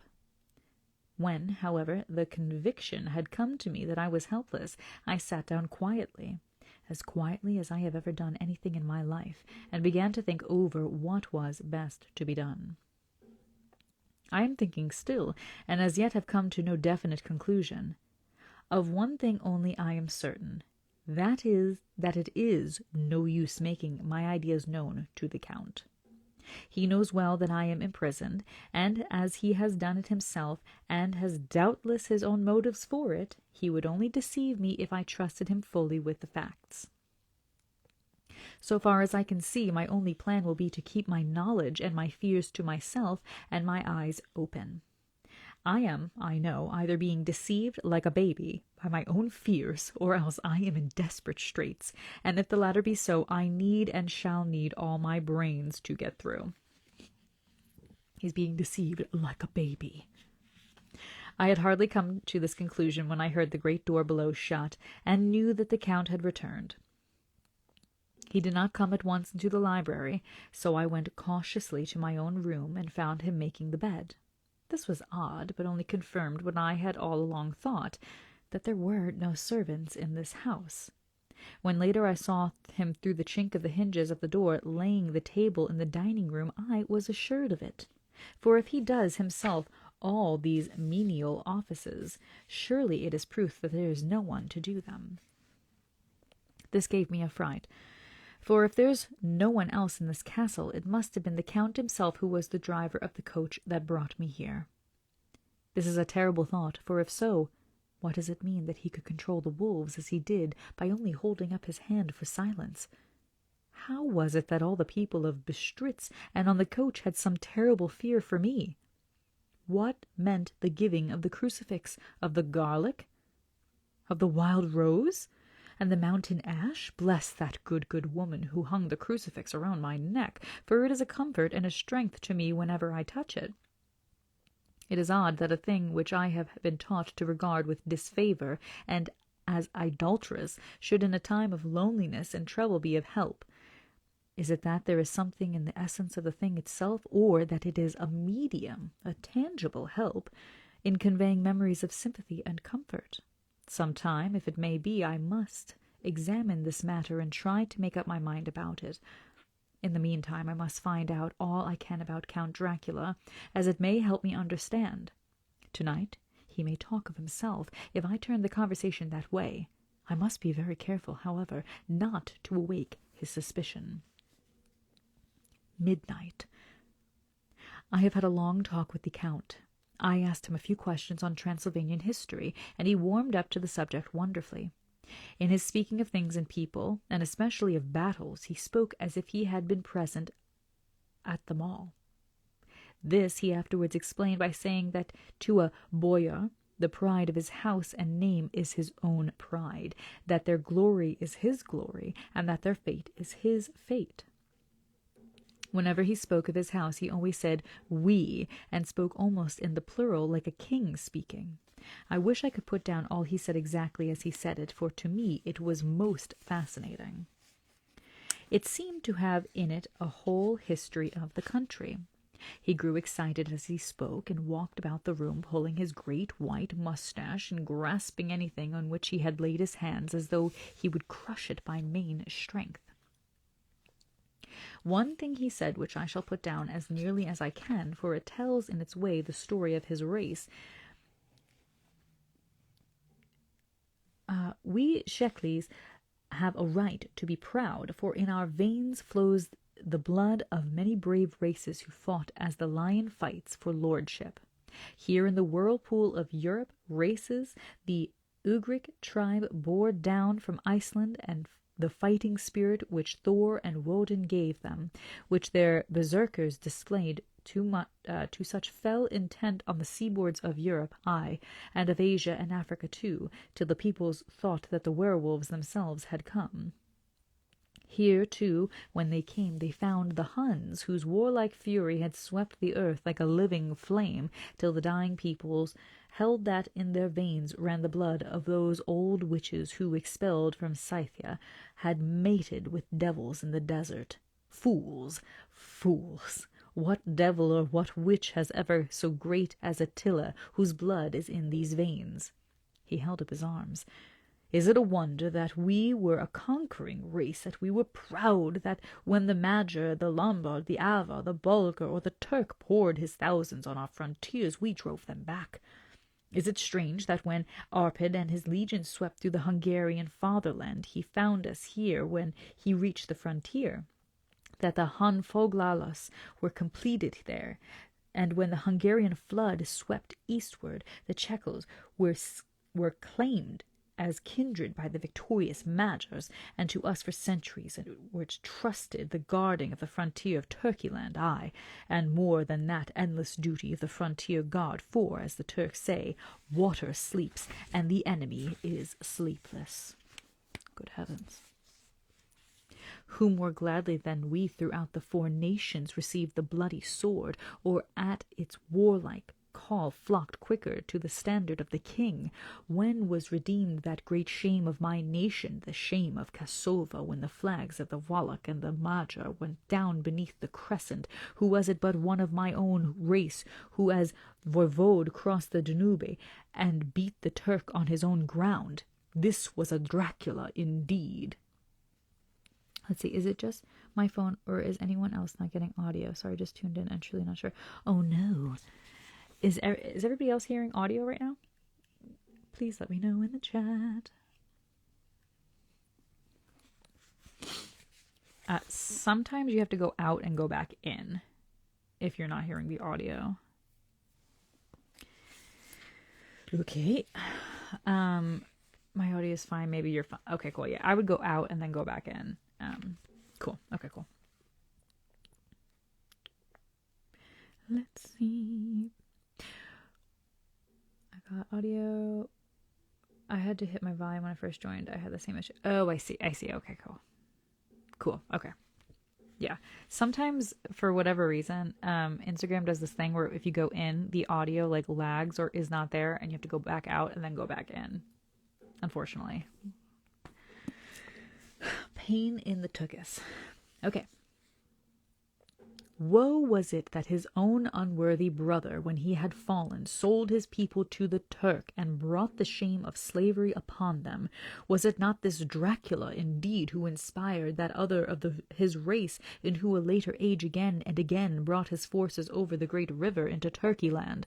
Who, when he was beaten back, came again and again, though he had to come alone from the bloody field where his troops were being slaughtered, since he knew that he alone could ultimately triumph. They said that he thought only of himself. Bah! No, you're totally fine. Don't even worry. It's okay. What good are peasants without a leader? Where ends the war without a brain and heart to conduct it? Again, when, after the battle of Mohawks, we threw off the Hungarian yoke, we of the Dracula blood were amongst the leaders, for our spirit would not brook that we were not free. Ah, young sir, the Czechos and the Draculas, their heart's blood, their brains and their swords, can boast a record that mushroom growths like the Habsburgs and the Romanovs can never reach. The warlike days are over.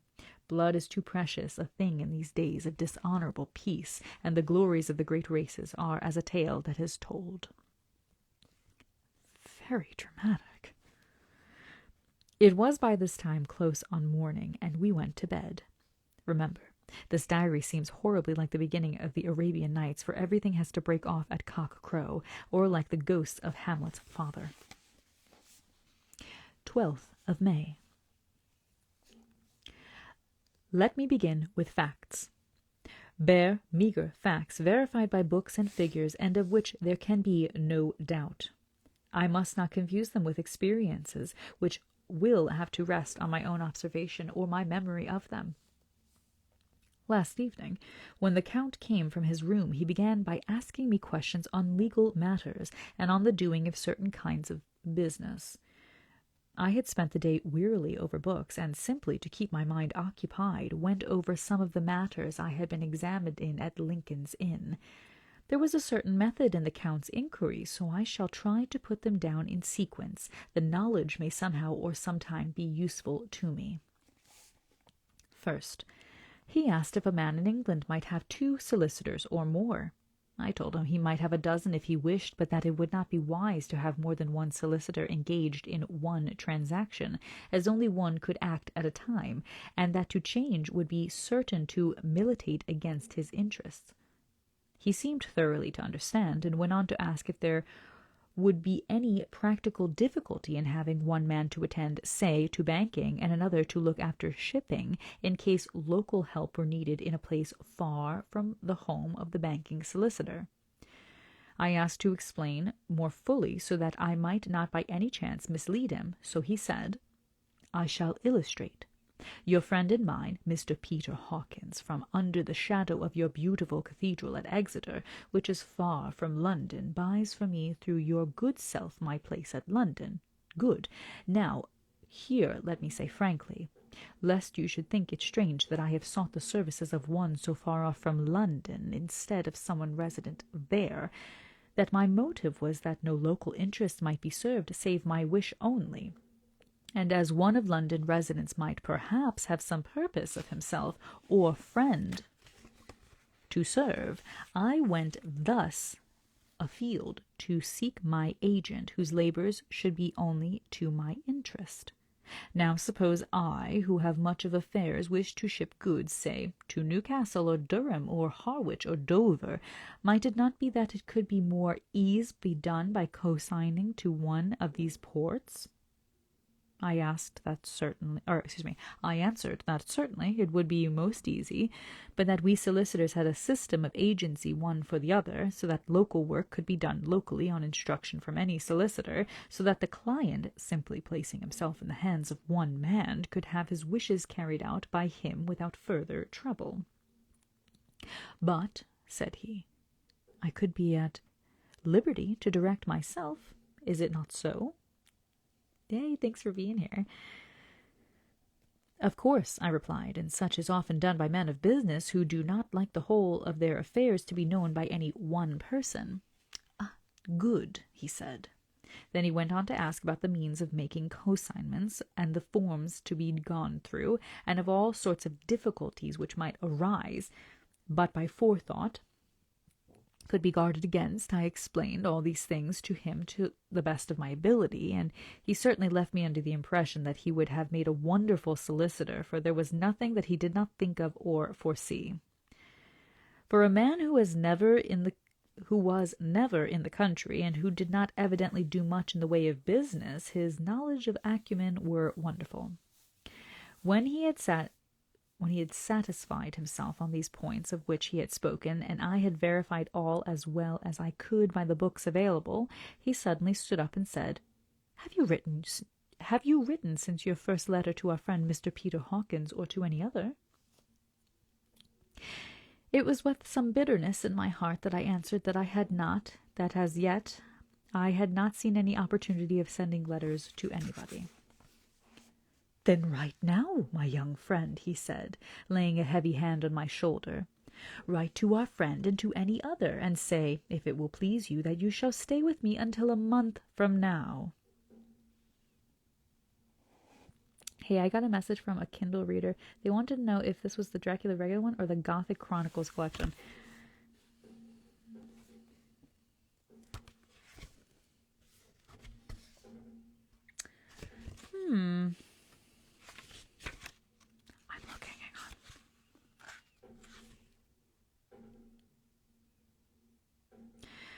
No, this is the original.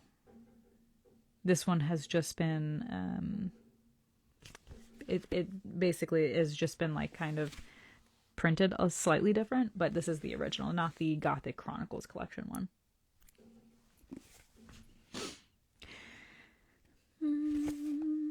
Okay. Do you wish me to stay so long? I asked, for my heart grew cold at the thought. I desire it much, nay, I will take no refusal. When your master employer... Okay, no issue. Yes, sometimes, like in this one, because this one came out... I'm sorry. Not sorry to off track one more time. This one was published in 2014. So the way it's typed out is going to be slightly different. Some of the language might have been changed too, because usually... Unfortunately, that happens between editions. The ones I have that are like pre-1940, generally speaking, are all the same. And then the more modern ones, there are different like iterations of verbiage in it. So it does change a little bit. What's funny, though, is that this one doesn't have the typos like the other one does. And if you remember, I know I said this at the beginning, but anybody who's joined, when we previously read Dracula, I read from an 1897 copy, and they were printing typos, and some of the pages, like the ink had not properly hit the page, like on the printing press, if that makes sense. Very, very funny. So that's why we're reading a more modern version, just so that we don't have those confusions this time, because that was a little ridiculous last time. Okay, let's see. Okay. I desire it much, nay, I will take no refusal. When your master employer what you will engage that someone should come on his behalf, it was understood that my needs only were to be consulted. I have not stinted, is it not so? And let's see. there additional or shifted words in this than my 20? Yes. See, exactly. I think it comes down to the publisher. I think all the publishers are different, and every time that it's reprinted, I think that somebody goes through it, like an editor goes through it and does it again. Silly goose, but it's generally speaking the same. Some of the words are going to be different. In this one, there are definitely some of it is a little bit different in regards to like the language that's used, especially like the language that's a little bit what's the word I'm looking for? Outdated is probably the best way to put it. This book kind of gets rid of some of the outdated language, which I guess is good considering we are doing this on a slightly censored platform. So some of the words are, it's probably for the best we're reading this one because some of it is a little bit more crass and like harsh sounding. So I think that's why going with this one was probably the best option. Thank you for being here, Shane. Of course, we'll be here next week on Monday night. Okay. I'll post in my story where we end up finishing tonight. Okay. I'm gonna try to finish this chapter and then we'll kind of wrap it up for the night. Okay, here we go. What could I do but bow acceptance?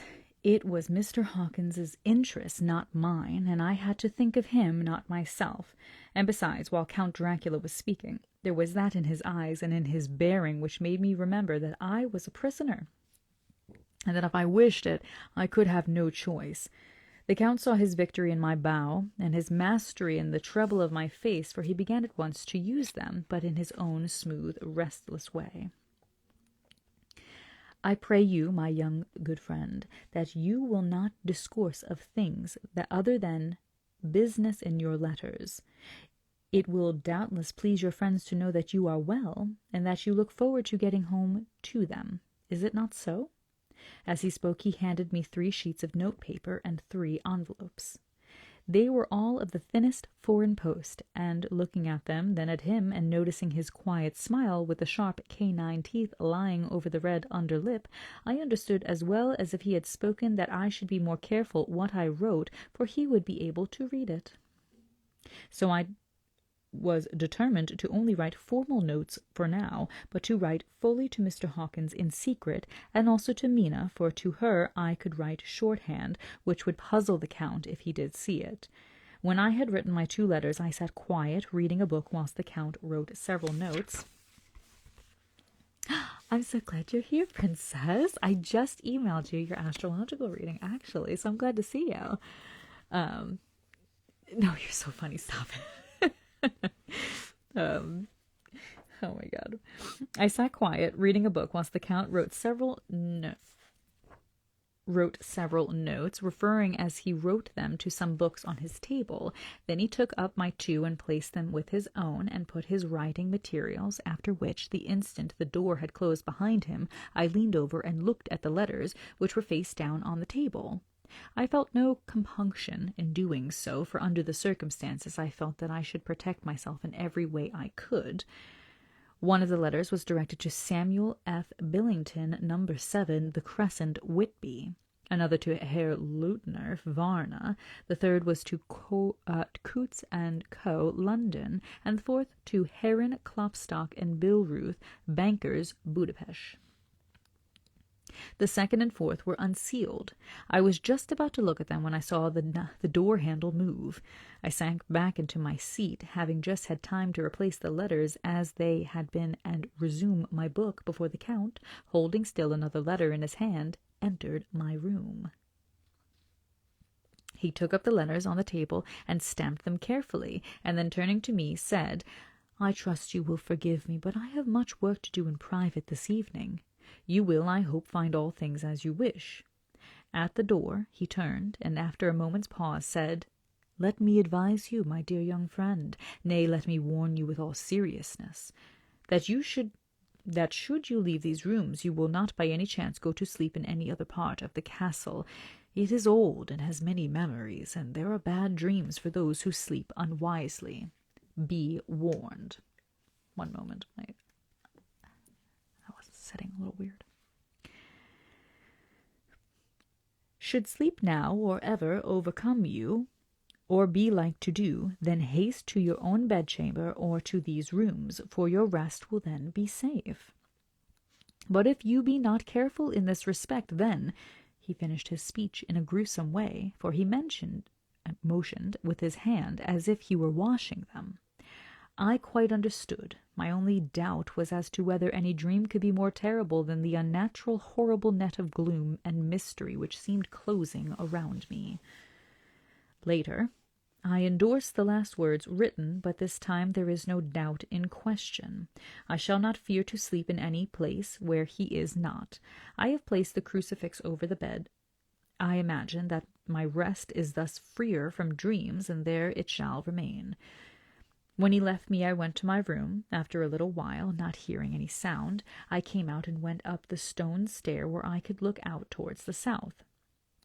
There was some sense of freedom in the vast expanse, inaccessible though it was to me as compared with the narrow darkness of the courtyard. Looking out on this, I felt that I was indeed in prison, and I seemed to want a breath of fresh air, though it were of the night. I am beginning to feel this nocturnal existence tell on me. It is destroying my nerve. I start at my own shadow, and am full of all sorts of horrible imaginings. God knows that there is ground for my terrible fear in this accursed place. I look out over the beautiful expanse, bathed in soft yellow moonlight, till it was almost as light as day. In the soft light the distant hills became melted, and the shadows in the valleys and gorges of velvety blackness. The mere beauty seemed to cheer me. There was peace and comfort in every breath I drew. As I leaned from the window, my eye was caught by something moving a story below me, and somewhat to my left, where I imagined, from the order of the rooms, that the windows of the Count's own room would look out.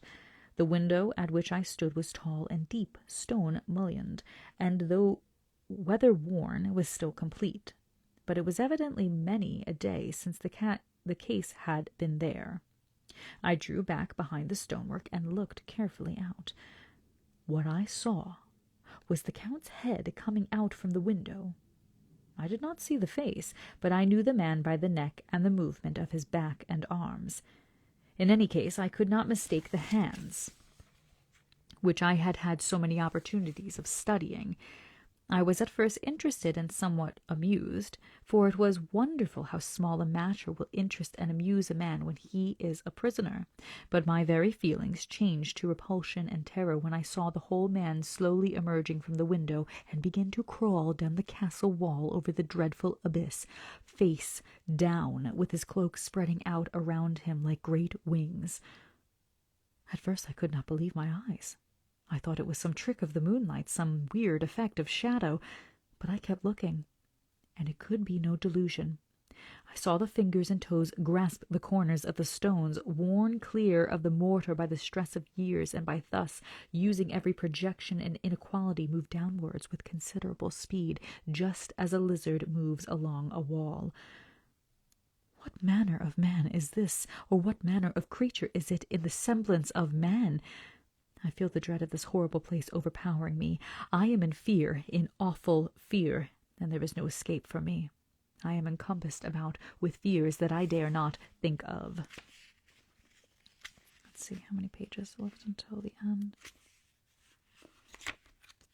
All right, I'm going to finish, if you guys don't mind, I'm going to finish, we're going to go to chapter 4, and then we'll finish there. It's about 1, 2, 3, 4, 5... like 6.5 more pages if you're okay with that. And then we'll stop and we'll pick up chapter 4 next time. All right, let me have a sip and then we'll keep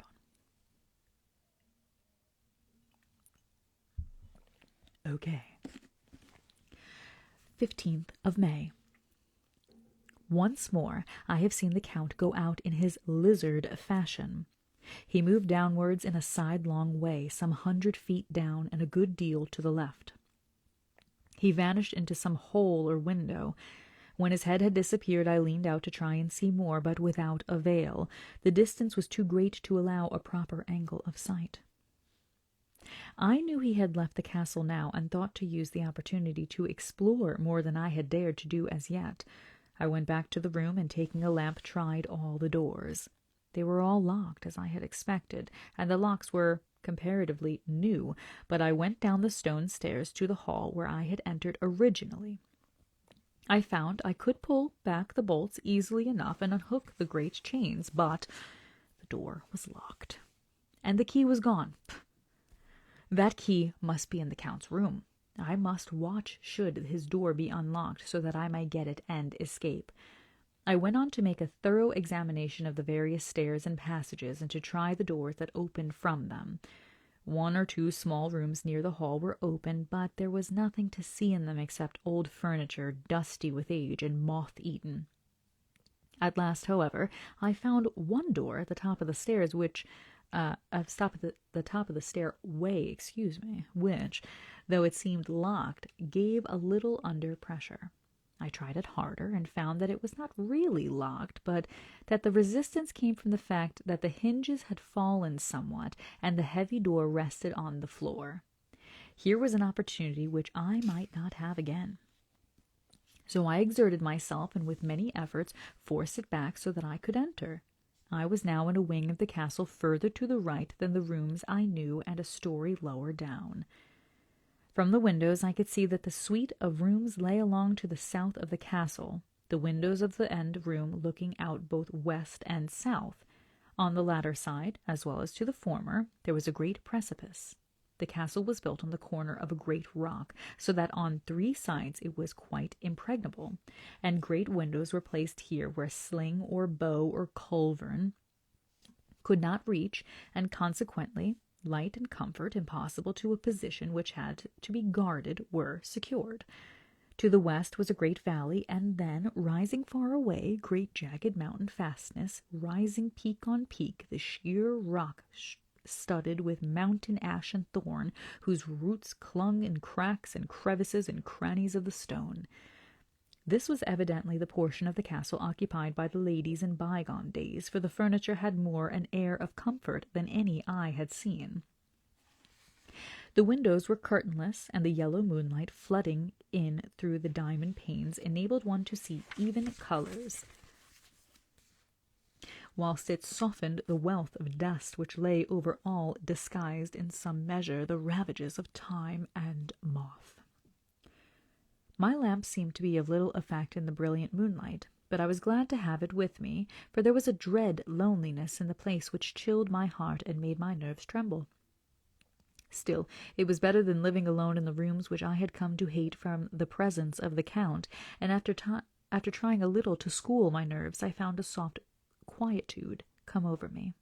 Here I am, sitting at a little oak table where in old times possibly some fair lady sat to pen, with much thought and many blushes, her ill-spelt love letter, and writing in my diary in shorthand all that has happened since I closed it last. It is the 19th century, up to date with a vengeance. And yet, unless my senses deceive me, the old centuries had and have powers of their own which modernity cannot kill. Later, the morning of 16th May. God preserve my sanity, for to this I am reduced. Safety and the assurance of safety are things of the past. While I live on here, there is but one thing to hope for, that I may not go mad, if indeed I be not mad already. If I be sane, then surely it is maddening to think that of all the foul things that lurk in this hateful place, the Count is the least dreadful to me, that to him alone I can look for safety, even though this be only whilst I can serve his purpose. Great God, merciful God, let me be calm, for out of that way lies madness indeed. I begin to get new lights on certain things which have puzzled me. Up to now I never quite knew what Shakespeare meant when he made Hamlet say, "My tablets, quick, my tablets, 'tis meet that I put it down," etc. For now, feeling as though my own brain were unhinged, or as if the shock had come which must end in its undoing, I turned to my diary for repose. The habit of entering accurately must help to soothe me. The Count's mysterious warning frightened me at the time. It frightens me more now when I think of it, for in the future he has a fearful hold upon me. I shall fear to doubt what he may say.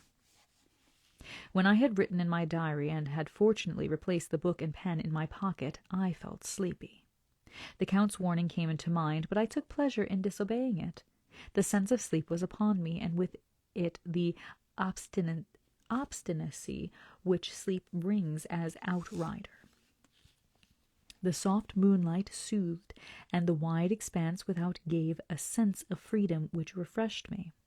I determined not to return tonight to the gloom-haunted rooms, but to sleep here, whereof old ladies had sat and sung and lived sweet lives, whilst their gentle bosom were sad for their men-folk away in the midst of remorseless wars. I drew a great couch out of its place near the corner, so that as I lay I could look at the lovely view to the east and south, and unthinking of and uncaring for the dust, composed myself for sleep.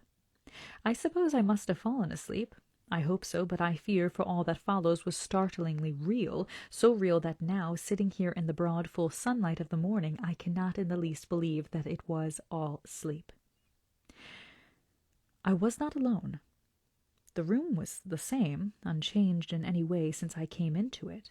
I could see along the floor in the brilliant moonlight my own footsteps marked where I had disturbed the long accumulation of dust. In the moonlight opposite me were 3 young women, ladies by their dress and manner. I thought at the time that I must be dreaming when I saw them, for though the moonlight was behind them, they threw no shadow on the floor. I have a question. I think I just saw a typo. Is behing them a word? Behing? B-E-H-I-N-G? Or is it supposed to be behind? I think that I found a flippin' typo in this one too. Anyway, behing. Is that a word? Is that Old English? Somebody let me know. Anyway. They came close to me and looked at me for some time. It's a typo. Okay, so 2 of my Dracula books for certain have typos. Actually, that's a lie. 3 of my Dracula books have typos because the red one does too, and that one's from the 1920s. So my 1890s one, my 1920 one, and this one too, which behing is a typo. Too funny. Yeah, so in this version, page 55, right at the bottom, though the moonlight was behing them. It's in your version too, so it was printed wrong. Okay, cool. So it was printed wrong. Curse you! Okay. They came close to me and looked at me for some time, and then whispered together. 2 were dark and had high aquiline noses like the Count, and great dark piercing eyes that seemed to be almost red when contrasted with the pale yellow moon. Mine says opposite. You devil. What if it's not consistent? Then maybe not. Mine is behind. See, it is a typo. Okay, so it must be, that's so weird. When we're done here, I'm gonna go look when I'm done reading. Yeah, we'll test the theory. I'll look when we're done, okay? The other was fair as can be, with great wavy masses of golden hair and eyes like pale sapphires.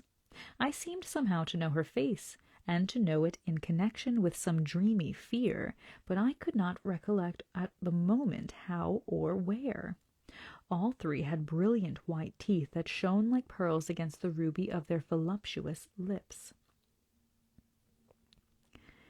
There was something about them that made me uneasy, some longing, and at the same time some deadly fear.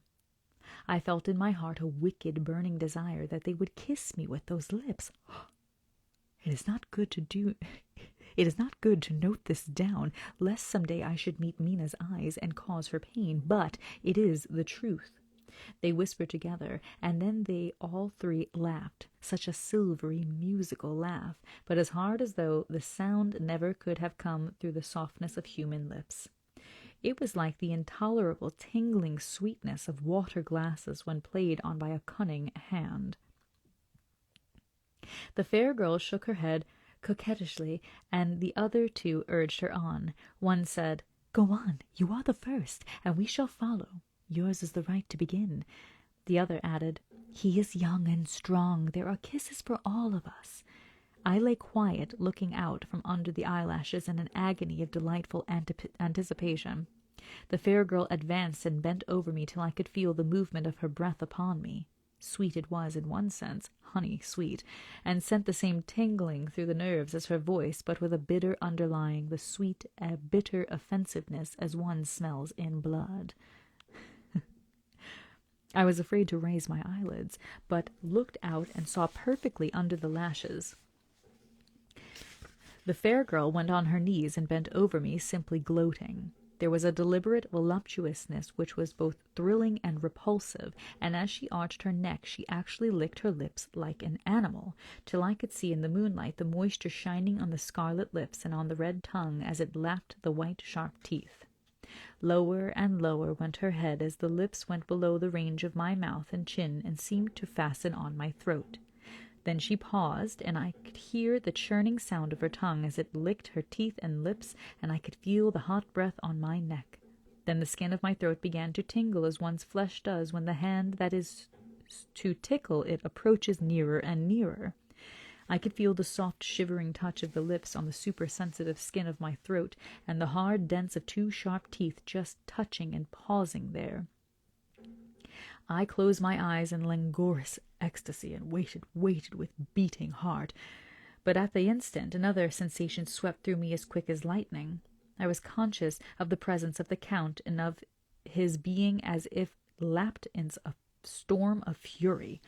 As my eyes opened involuntarily, I saw his strong hand grasp the slender neck of the fair woman and with giant's power draw it back. The blue eyes transformed with fury, the white teeth champing with rage, and the fair cheeks blazing red with passion. But the Count, never did I imagine such wrath and fury, even to the demons of the pit. His eyes were positively blazing. The red light in them was lurid, and the flames of hellfire blazed behind them. His face was deathly pale, and the lines of it were hard like drawn wires. The thick eyebrows that met over the nose now seemed like a heaving bar of white-hot metal. With a fierce sweep of his arm he hurled the woman from him, and then motioned to the others as though he were beating them back. It was the same imperious gesture that I had seen used to the wolves. In a voice which, though low and almost in a whisper, seemed to cut through the air and then ring in the room, he said, "How dare you touch him, any of you? How dare you cast eyes on him when I had forbidden it? Back, I tell you all, this man belongs to me. Beware of how you meddle with him, or you'll have to deal with me." Ooh. The fair girl, with a laugh of ribald coquetry, turned to answer him. "You yourself never loved. You never love." On this the other woman joined. Then such a mirthless, hard, soulless laughter rang through the room that it almost made me faint to hear. It seemed like the pleasure of fiends. Then the Count turned, after looking at my face attentively, and said in a soft whisper, "Yes, I too can love. You yourselves can tell it from the past. Is it not so? Well, now I promise you that when I am done with him you shall kiss him at your will. Now go, go. I must awaken, for there is work to be done." Awaken him, for there's work to be done. "Are we to have nothing tonight?" said one of them, with a low laugh, as she pointed to the bag which he had thrown upon the floor, and which moved as though there was some living thing within it. For answer he nodded his head. One of the women jumped forward and opened it. If my ears did not deceive me, there was a gasp and a low wail, as of a half-smothered child. The women closed round, whilst I was aghast with horror, but as I looked they disappeared, and with them the dreadful bag. There was no door near them, and they could not have passed me without my noticing. They simply seemed to fade into the rays of the moonlight and pass out through the window, for I could see outside the dim, shadowy forms for a moment before they entirely faded away. Then the horror overcame me, and I sank down unconscious. Dun, dun, dun, dun. Okay. We are going to stop there for this evening, and we will pick up next Monday on Chapter 4. I'm going to check super quickly. Okay, this says page 55. Let me check very quickly and see if the typo is elsewhere. Well, we won't be able to tell in the German edition, clearly. Let me check in my other version. Chapter 3. And then I think it says later. Okay.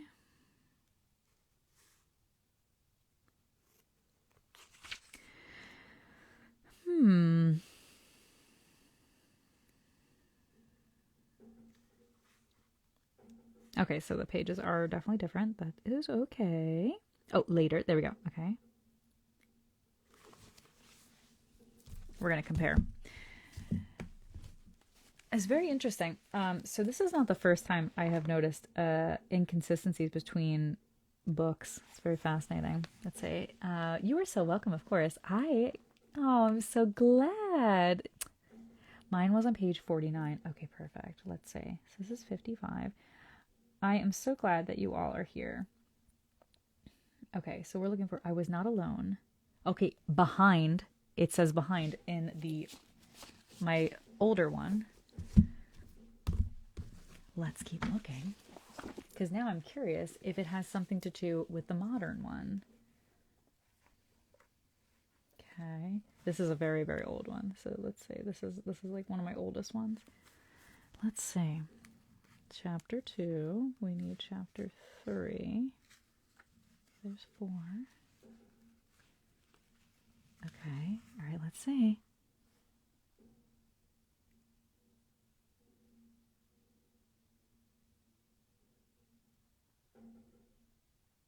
Well, this one just has different language. Okay, never mind. We're not going to see it in this one. No. I'm wrong. Though the moonlight was behind them. Okay, so point proven. The modern ones appear to have typos in them. Very interesting. How dare they dishonor us? Okay, well, that's totally fine. That's not an issue at all. Let's see. The kids say goodnight. Thanks for... Oh, you were so welcome. I hope you all sleep very well. So glad to have you back on Monday nights in these dark times. I got to tell you something. That's why I came back. Because we started this like I want to say the second, it was about a year and a half into the pandemic. And I was just like, this would be so nice if I started doing this. And things like got better. And then I took a hiatus. And then things started to get worse again. So I was like, you know what? We're going to do this again. This sounds like a good time. Thank you so much for being here. I love you so much. Of course, have a good night. Hey there, give me a big. Thank you so much. All right. So on the agenda, tomorrow I will be live at, let's see, 5, 4, 3, 2, at 2 p.m. Pacific time, 3 p.m. Mountain, 4 p.m. Are we going live at 5 or 6? Now that I think about it. I will have to ask Seth. We were going to just like surprise you all and do it. But Seth and I are going to start our Tea Time Tuesdays again tomorrow. So we will be live then. If you've never been on those lives, we're going to do it here, obviously. But if you've never been on those lives, it's normally us just trying to make each other laugh and talking about everything under the sun, from magic to music to pop culture to just like our opinions on things. It's kind of like a podcast if you're interested, but we do it live here so you all can interact and ask questions live. So I will let you know. I'll put it up tonight what time we'll be live tomorrow, but we're going to start that again too. And then what else is going on? I think that's really everything I have going on right now. So next week we'll be here at the exact same time, chapter 4 with Dracula. Okay. Again, we always kind of go for 2 hours, 2-ish hours. If you have any questions, any requests, or anything like that, you can always put them in the chat during the readings. Any of the moderators who are here, can help me afterwards and write down what books you want to read. I'll add them to a list when we're done with this book. As always, I always let you guys vote on it and we'll pick our next one. I'm going to try to download this after we're off here and put it on YouTube. If it doesn't work, I will keep you all updated. I'll put it in my story if I was not able to do it. Eventually, I'd like to move over to YouTube. If you have YouTube, just follow me over there. I would like to do it over there because I can actually save them and we can watch them later then. Because this is one of those books that I can actually record and there's no copyright anymore because it's so old. So that's really cool. But that's all I have for you all tonight. Thank you so much for being here. Thank you so much for sending gifts. I love you all so, so much. I'm excited to be doing this. I will see you all tomorrow. I'll let you know what time on my story tonight. And yeah, we'll get back to our regularly scheduled programming here every week. So I love you. I will see you all tomorrow. I hope you all sleep well. This is me tucking you in. I'm going to tuck you in for the night. Okay. And I will see you all tomorrow. Good night, everyone. Bye.